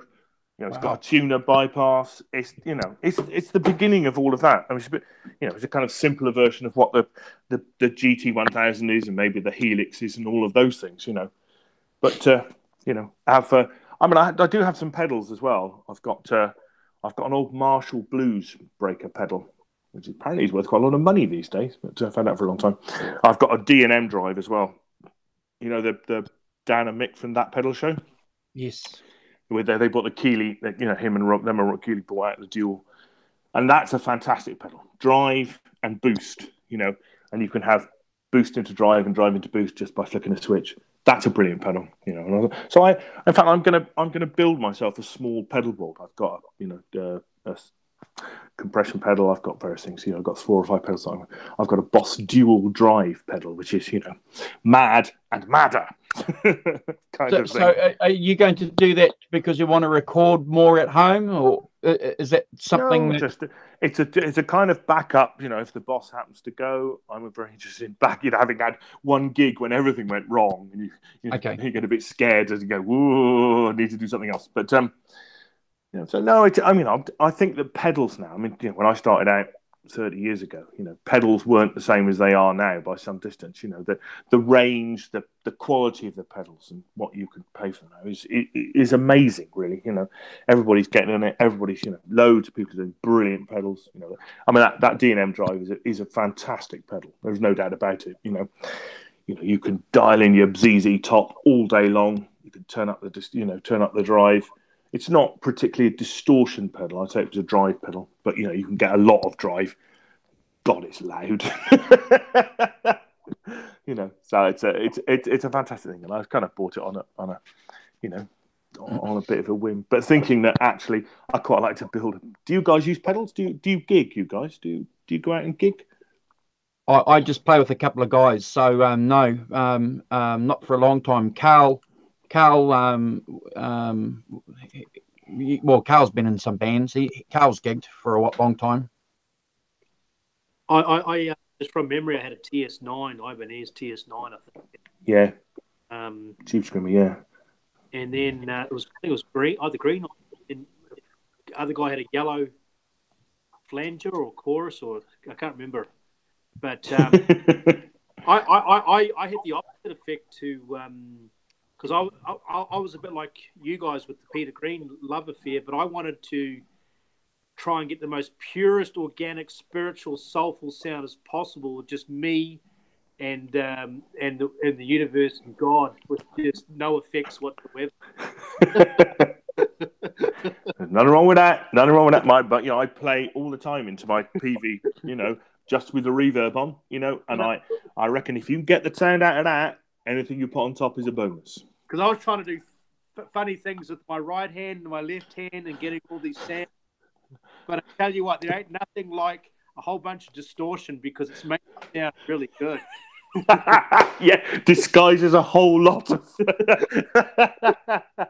Yes, yeah, absolutely. I've bought a lot of pedals over the years, Simon, and flicked off a lot of pedals too. I think one of the most overrated pedals I bought, and I know it's going to be sacrilege to a lot of people, but I found that the TS808 Tube Screamer, I couldn't get that to work for anything that I was trying to do. Tried for years to get that working, but this is my go-to pedal here. It's the OCD. I just love that. This plays well. That covers all my bases. There's nothing wrong with a pedal with three knobs, is it? Volume, tone, drive. They are. Yeah. You know what you're doing there, don't you? Yeah. And I'm a little bit like Carl. Yeah, I used to go tap dancing when I was playing. I'd have this pedal board that had 15, 10, pedals. And you'd spend half your time tap dancing. So I just try to keep one or two pedals now, and just keep it simple. I envy those people who are good enough to tap dance and play, because I can't do it. If I'm tap dancing, I'm not concentrating on what I'm playing, and that's bad. Yeah. Andrew, did you have a Get Your Yayas Out or a Stones pedal? Is that right? Yeah. It's a Kitten and Bread pedal. That was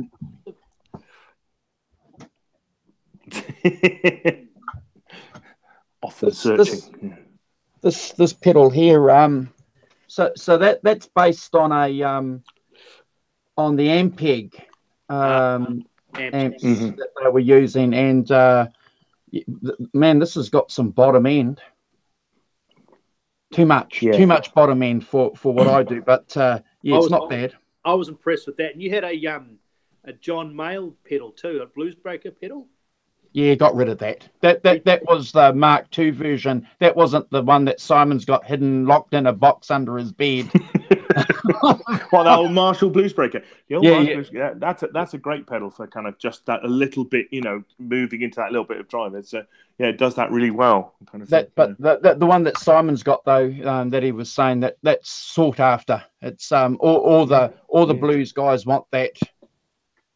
Yeah, I think I bought it for about 20 quid. What's the worth now? 200 quid, 400? Oh, I think. Well, I've seen it for about 250, kind of thing. Yeah.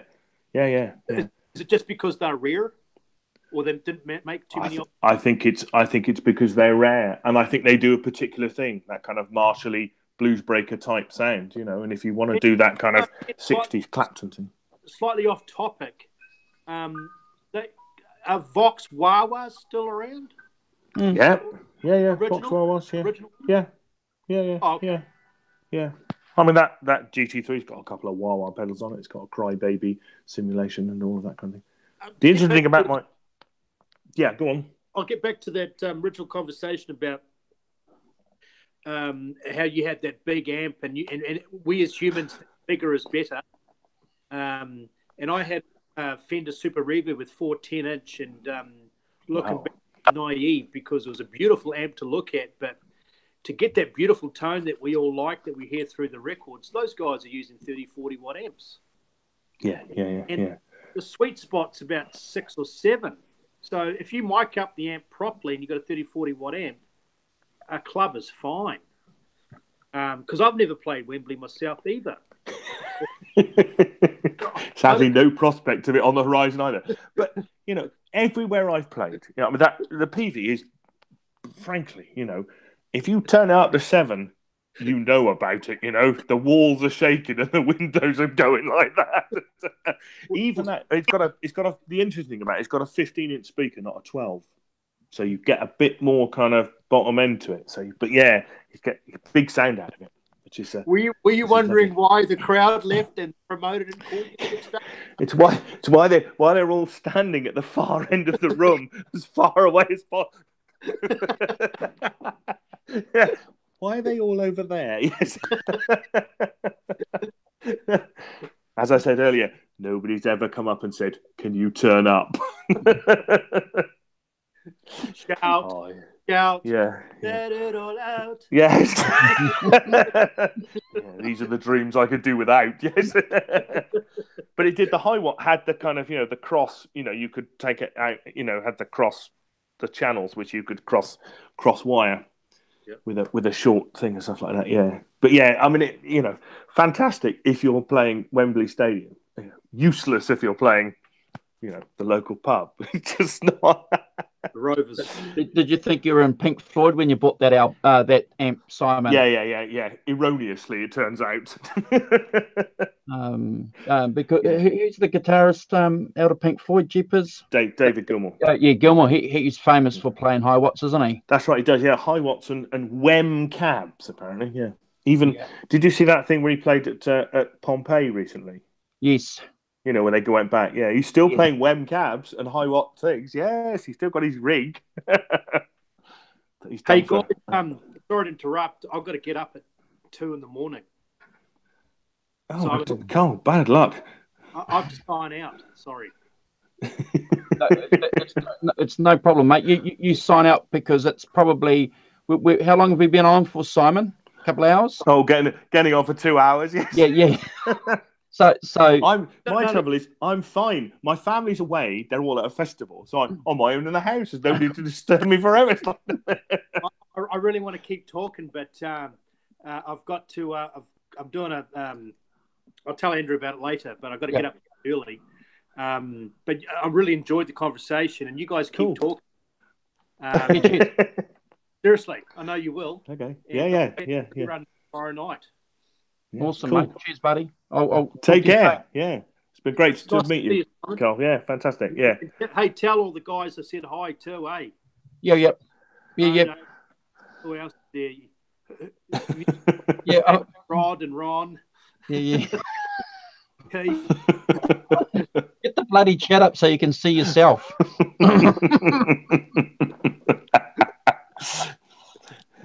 See you guys. Yeah.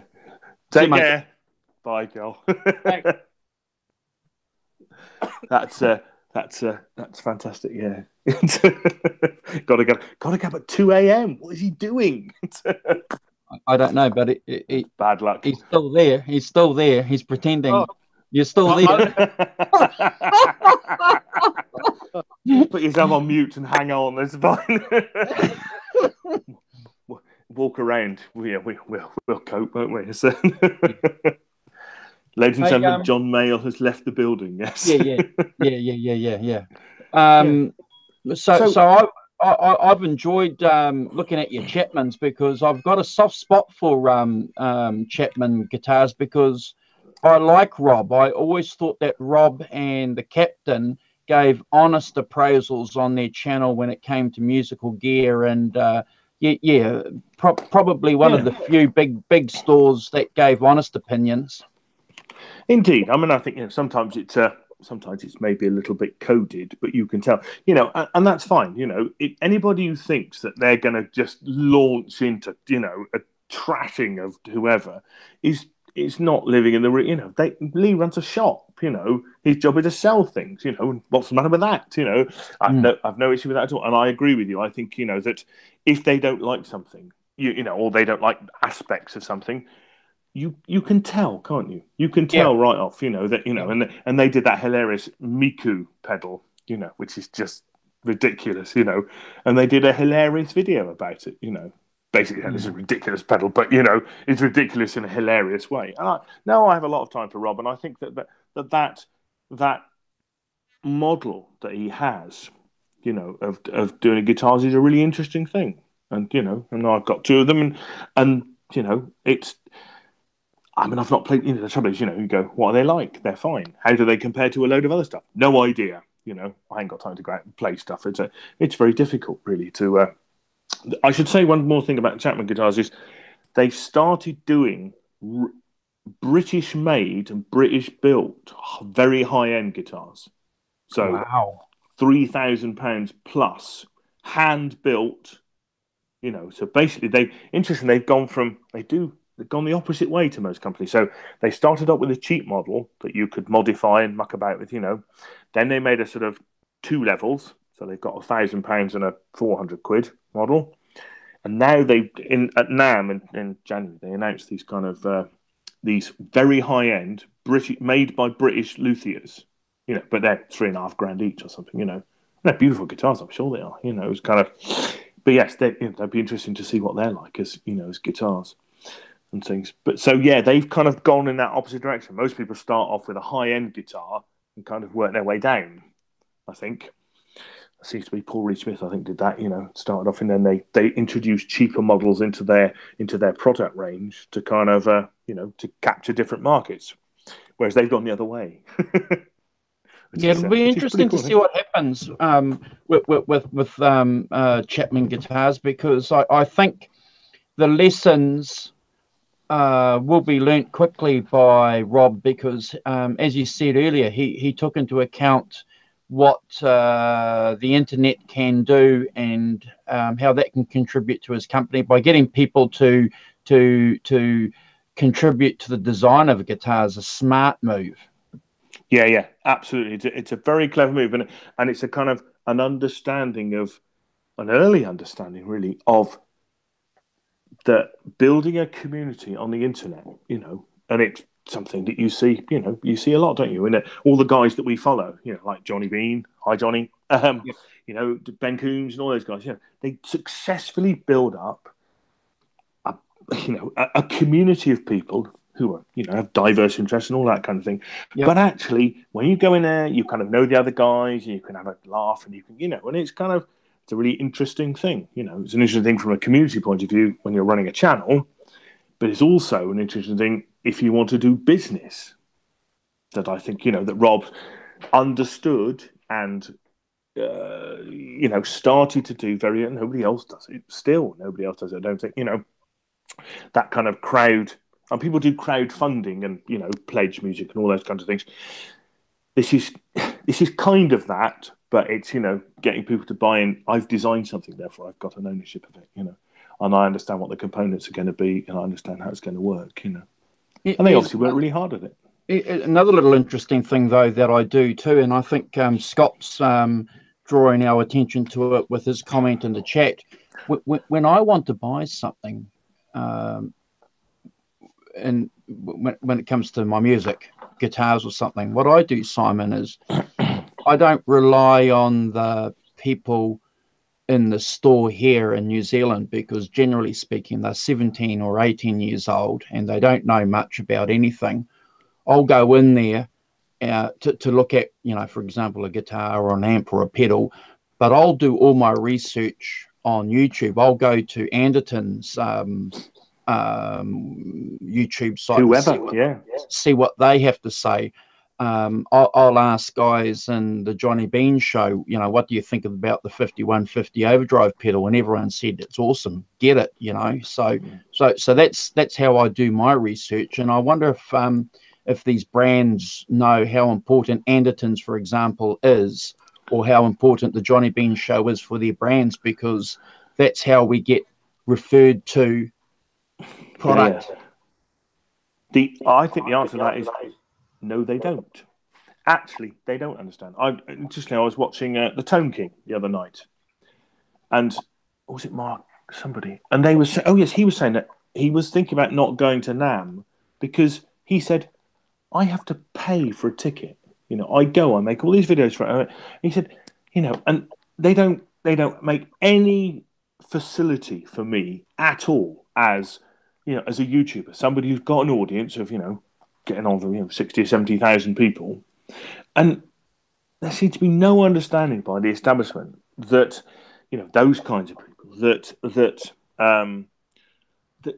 this is increasingly important. It's like Henning Pauly doing the GitCon stuff, and getting framers to sort of stump it up, and they understand that the benefit to their brand is a reflective one. Yep. But they have to pay. And they couldn't get anything together. On there's no facility at NAMM. My understanding is that for YouTubers and stuff like that. You just left to your own devices. You're not invited. You're not you're not included in the community. Community would. Yep.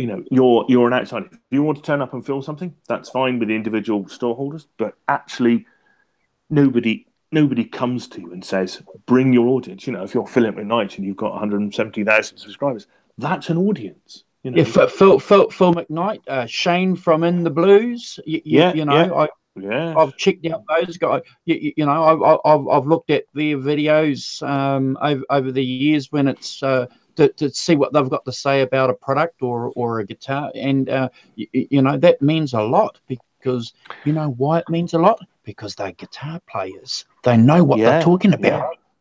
Yeah, completely. Yeah, they know what they're talking about.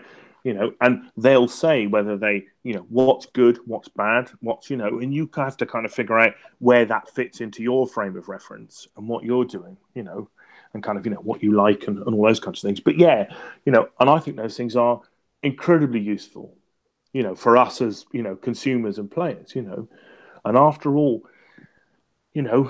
we're the people who are buying that stuff. The teenagers are not buying them. My understanding is, we're the guys, and the old fools at the back who are still, as you said, buying an EVH, driver, based on what people have talked about and what you've seen and stuff. And, I think, that kind of, what's it called, the grey pound, Yep. Give it a silly phrase, but, that us as consumers, we're grown-up children and stuff like that, you start to have more disposable income, and therefore, why aren't they aiming at us? And these guys are, they're a bit younger than me, but they're my age. Why aren't they being allowed into these communities to do stuff that would interest you and I, And it's fine, for someone like Lee Anderson, he's got a shop, he's got business behind him, he can take that expertise and stuff. But the individual guys, I think it's still not really mainstream about my daughter follows somebody called Dan TDM. There was a man more aptly named, but he does gaming. Yeah, so he will film himself doing gaming, and it's not very interesting. But the interesting part is he has 20 million subscribers. right? When he goes live, right? If you think Phil McKnight, when he gets, 800, 900 people, right? This guy, when he goes live, he gets 60,000 people on a live stream. Wow. I mean, that's like a television show. Well, that's like that's like a mainstream BBC, radio show would get 60,000 people listen to it live. It's amazing. You've never seen the chat go like it, mind you. But yeah, so basically, and then he'll get millions of people looking at those videos and stuff. Now he's sponsored and stuff like that. I don't think he made £15 million last year. That's his annual income. But so he has a shop and he does tours, for God's sake. He does theatre tours. But that's mind-boggling. That blows me away. My point about it is that he's in a different market. He's in the gaming market. With younger people where they're more interested in that. But there seems to be much more of an understanding in the gaming world about that audience. And if you've got 60,000 people who are going to come and watch you go live, and if you've got 20 million subscribers, that is a huge commercial base to buy into. 10% buy it, that's 2 million people have bought something. Not an insignificant thing. And I think that that the gaming community, because it's young, has probably got it more than the guitar community, really, where and the guitar companies and stuff like that, where they're still catching up. I mean, Fender has its it's sort of got its own thing going. It has that kind of Fender online lessons and all those kinds of things. So I think they're starting to get the idea. But I think Phil McKnight is talking about it all the time how difficult it is to interact with companies and do in ways that make good business sense for them, and it's something that Phil can buy, kind of thing. He can do his own thing. But it's amazing. Well, that's right, son. I bought two products because of the Johnny Bean show. I bought a 5150 EVH striped guitar because of the Johnny Bean show, and I bought the 5150 Overdrive because of that show. And that's a fact. I wouldn't have bought them. Yes, and how many other people have bought, Music Men, guitars, whatever, because of Johnny, and that show?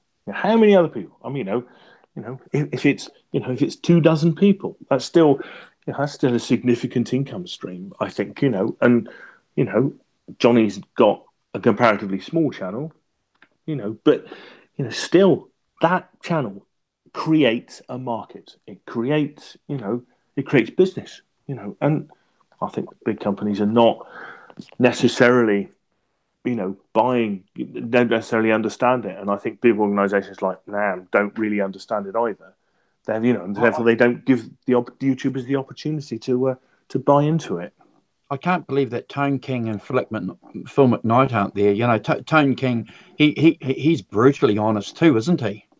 Yeah, it's great, really good. And he's been doing it a long time. And he's done all those interviews with people, and he's he must be well known in that community. They must know who he is. And yet he was saying that he still pays for his ticket. He doesn't even get a free press pass or anything like that. I mean, never mind, turn up, paying all your own hotel bills, all your own blah, blah, blah, and you carry all your own kit, everything else, they don't even get a free ticket. It's like, okay. That seems to be me to be. And yet a magazine, if I put a paper magazine, I turn up, which may have 20,000 people buy it, may not have hard, will get in because they're press. I don't think that's very, I think that's not grasping the business opportunities that's there, and the kind of, the advertising and media opportunities that are there, and understanding, what YouTube, the internet actually is about, really, and how it's dealing with it, which is, So Scott's saying the same thing here. He bought the Yamaha THR 10 because of Jay. I've got a couple of those Yamahas because of the reviews on YouTube. Scott bought a Friedman because of Dave Nesdall, and Jimmy T's getting a niche for a striped guitar thanks to Nesdall.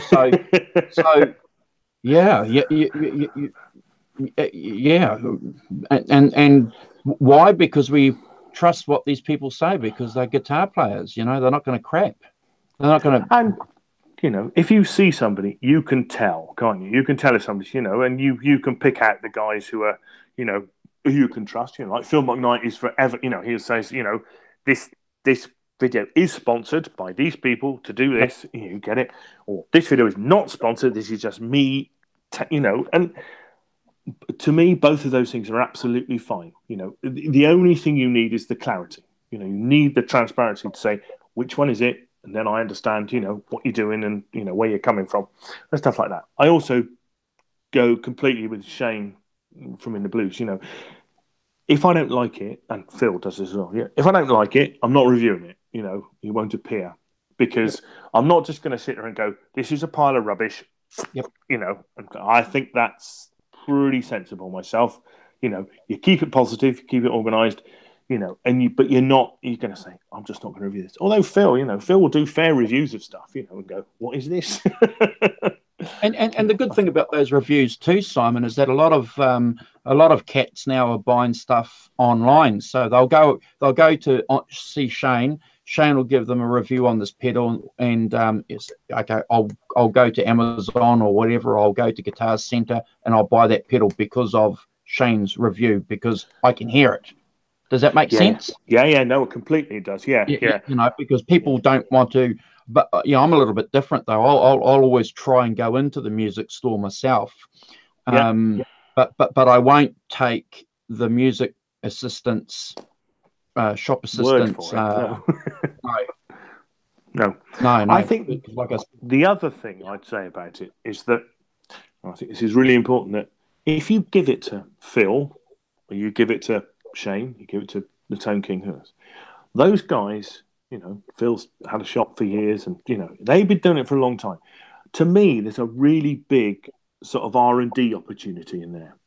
Give it to those guys. Say to them, "What do you tell me honestly? What you think? You don't need to do a video about it. Tell me honestly what you think about it. You know, what's good, what's bad, what can be improved, what's you know." And I think that that's really interesting. You know that feedback from the people who are going to use it is a really important thing for them to get their heads around, you know. And those guys, that's a good bloody point. You know, you throw a couple of those pedals to Ben from Canucks from Guitars and get his opinion. He's going to take it out and gig it on Saturday night. Get his opinion. You know, and something you might I'll tell you something the other day. Somebody was saying that somebody's pedal, and it had a switch on it, yeah, and it had the switch, if it had two, you know, on-off buttons, and it had a switch, and they'd hit the switch with their foot, and they spent the next 20 minutes trying to work out why nothing was happening, you know, and it was like, that's a design fault, you know, if somebody's taken it out and, you know, thrown it around a stage and, you know, tripped over it and, you know, and broken it, or something's happening, it's like, well, that's a design thing that can be dealt with, you know.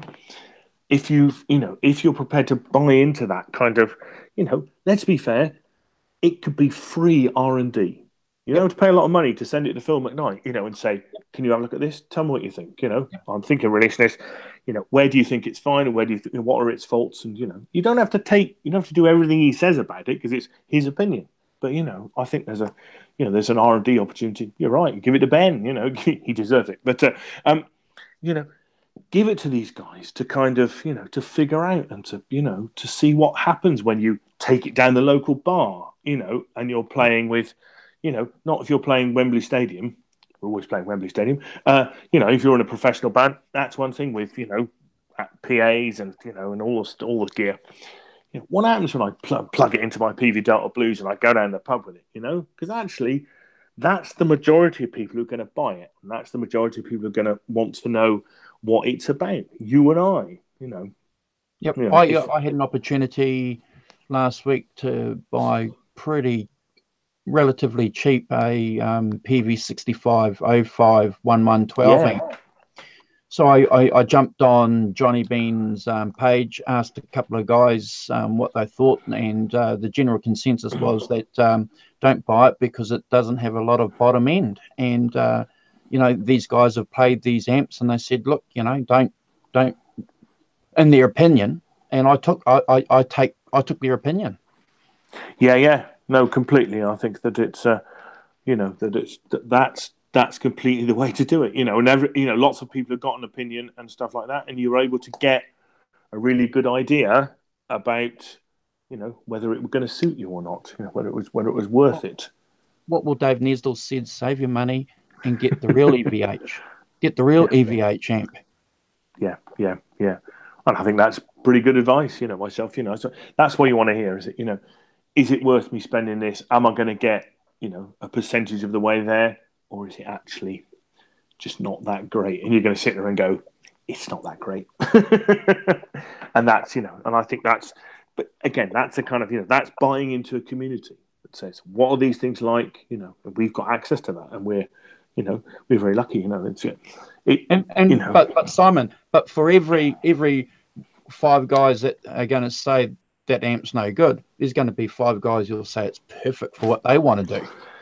Yeah, and the idea is to be able to put across, to say to somebody, this, and the really interesting is the language you use to describe things, and then getting an understanding of what that language actually means. I've heard people say, it's quite fizzy on the top end or something like that. Yeah. Like, what in God's name does that mean? You have to go away and find out. It's a technical language, like, I work in a technical, IT, which is all technical language. So I'm quite used to having a technical language, but you've got to understand what that technical language is.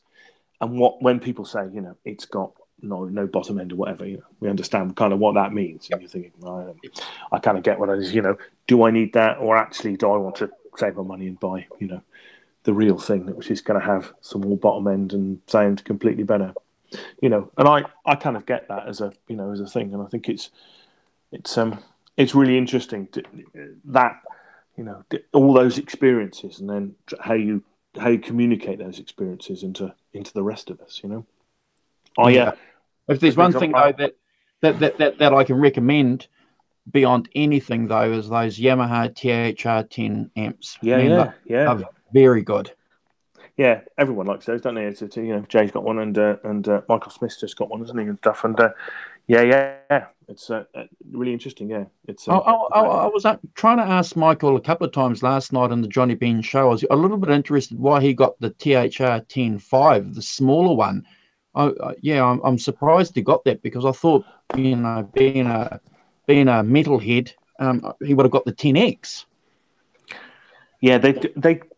My understanding, they've got different models that do different things. Is that right? Yeah. So you get a kind of, if you're a blues man, you don't buy the 10X, you buy something else, kind of thing. Is that right? Is that how they work? Yeah, the 10C or the THR10 standard, but yeah, it'd be interesting to see what Michael has to say, because he was in the chat earlier. Actually, I don't know if he still is, but he was in the chat earlier, I think. Yeah, earlier. Maybe it's David Ennis, but yeah. I said, it's very interesting, but at least you get an idea, and you've got a community to plug into to say, and they can play them a bit. And I haven't kind of got my head around listening to things on YouTube. How do I believe my own rickety old ears? Because obviously I've got in-ear headphones now, but if you play something, I have. I don't know about you. When you hear people play different guitars, if I'm playing up my iPad, you basically the difference got to be enormous before you start to hear anything. In my books, I don't feel as though I hear any subtle changes when people are demoing stuff. And what do you do? Do you wear really good headphones to do it, or stereo it? I can't hear. It's the opinion of the reviewer that means more to me, because I can't hear, because I think YouTube just equalizes the sound anyway. Yeah. So it's more about what you say, Simon. That's more important.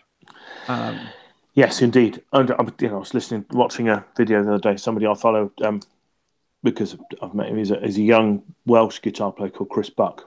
He's a really good guitar player. He's very good.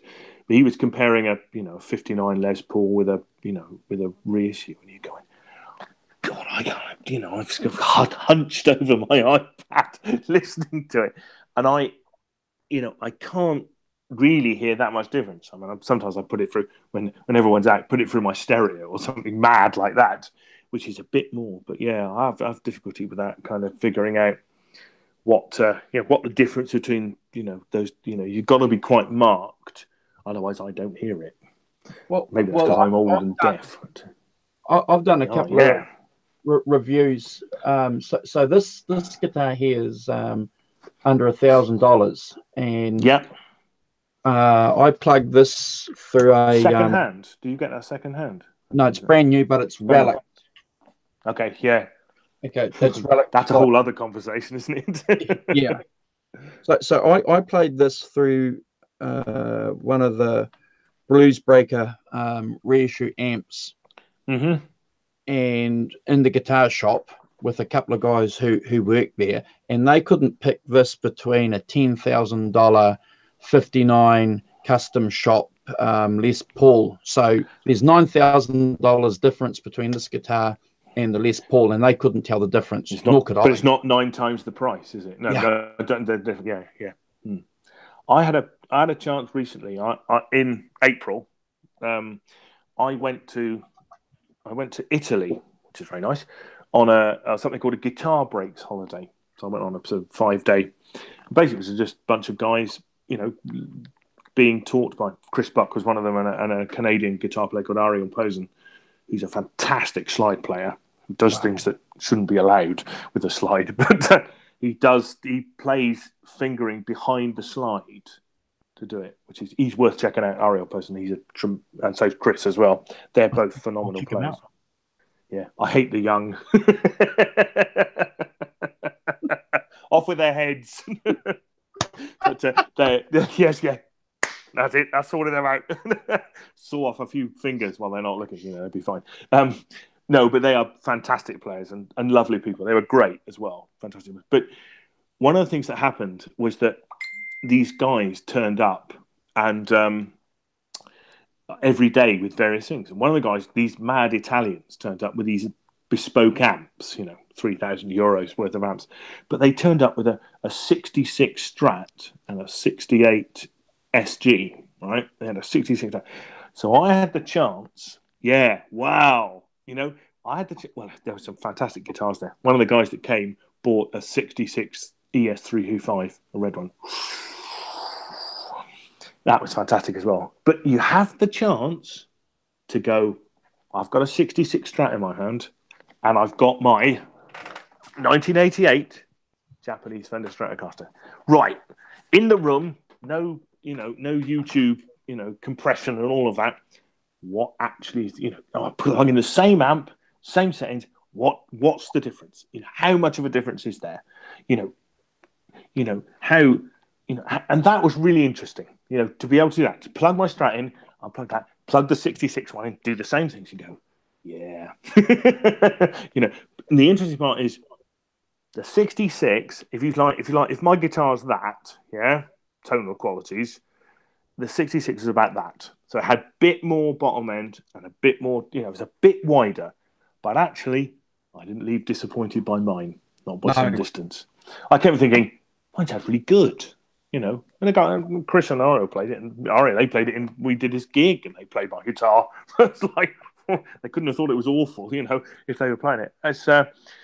But it was a really interesting experiment to be able to do for myself, to just play the two things together, one after the other, and go, what is the difference without any of that, And you're right, it wasn't 10 times, no, in this case, I don't know, 20, 25 times, it was 20,000 quid's worth of guitar, probably £20,000, something like that.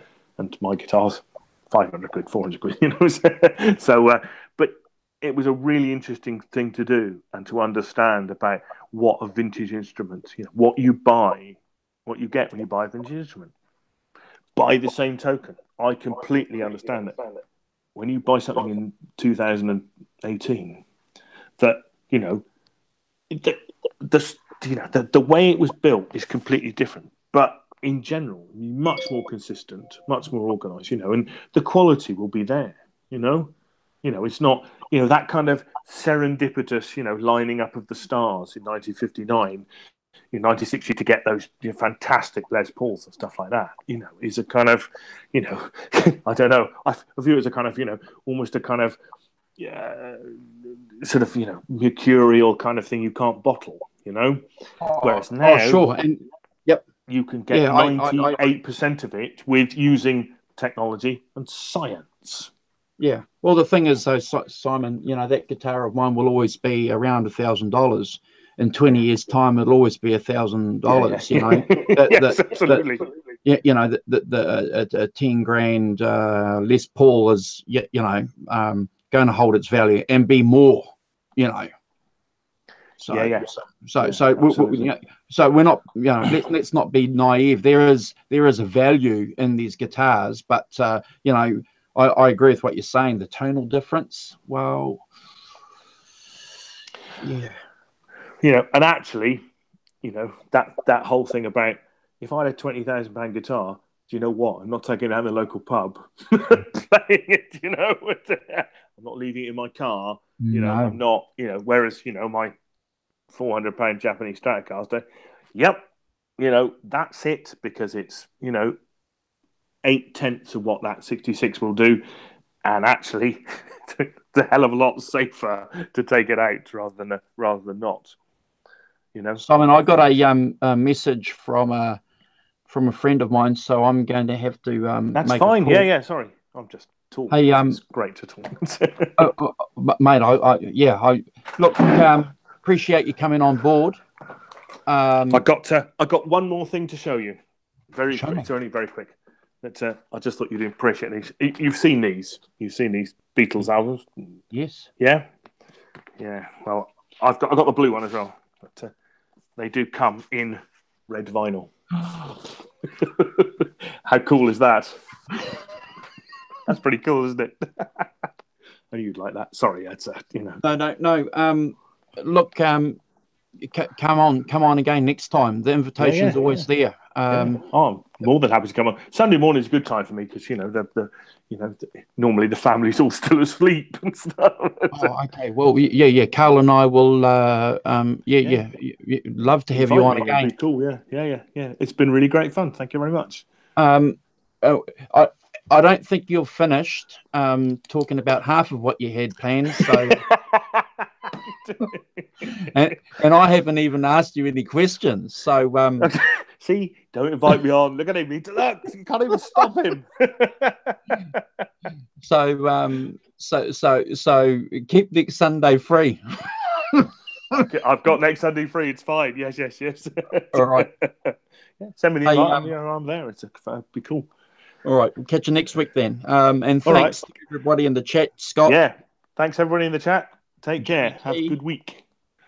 Sonia, she's always jumping on board saying g'day. So appreciate everybody saying g'day, and we appreciate it. Thanks for joining us. Yeah, cool.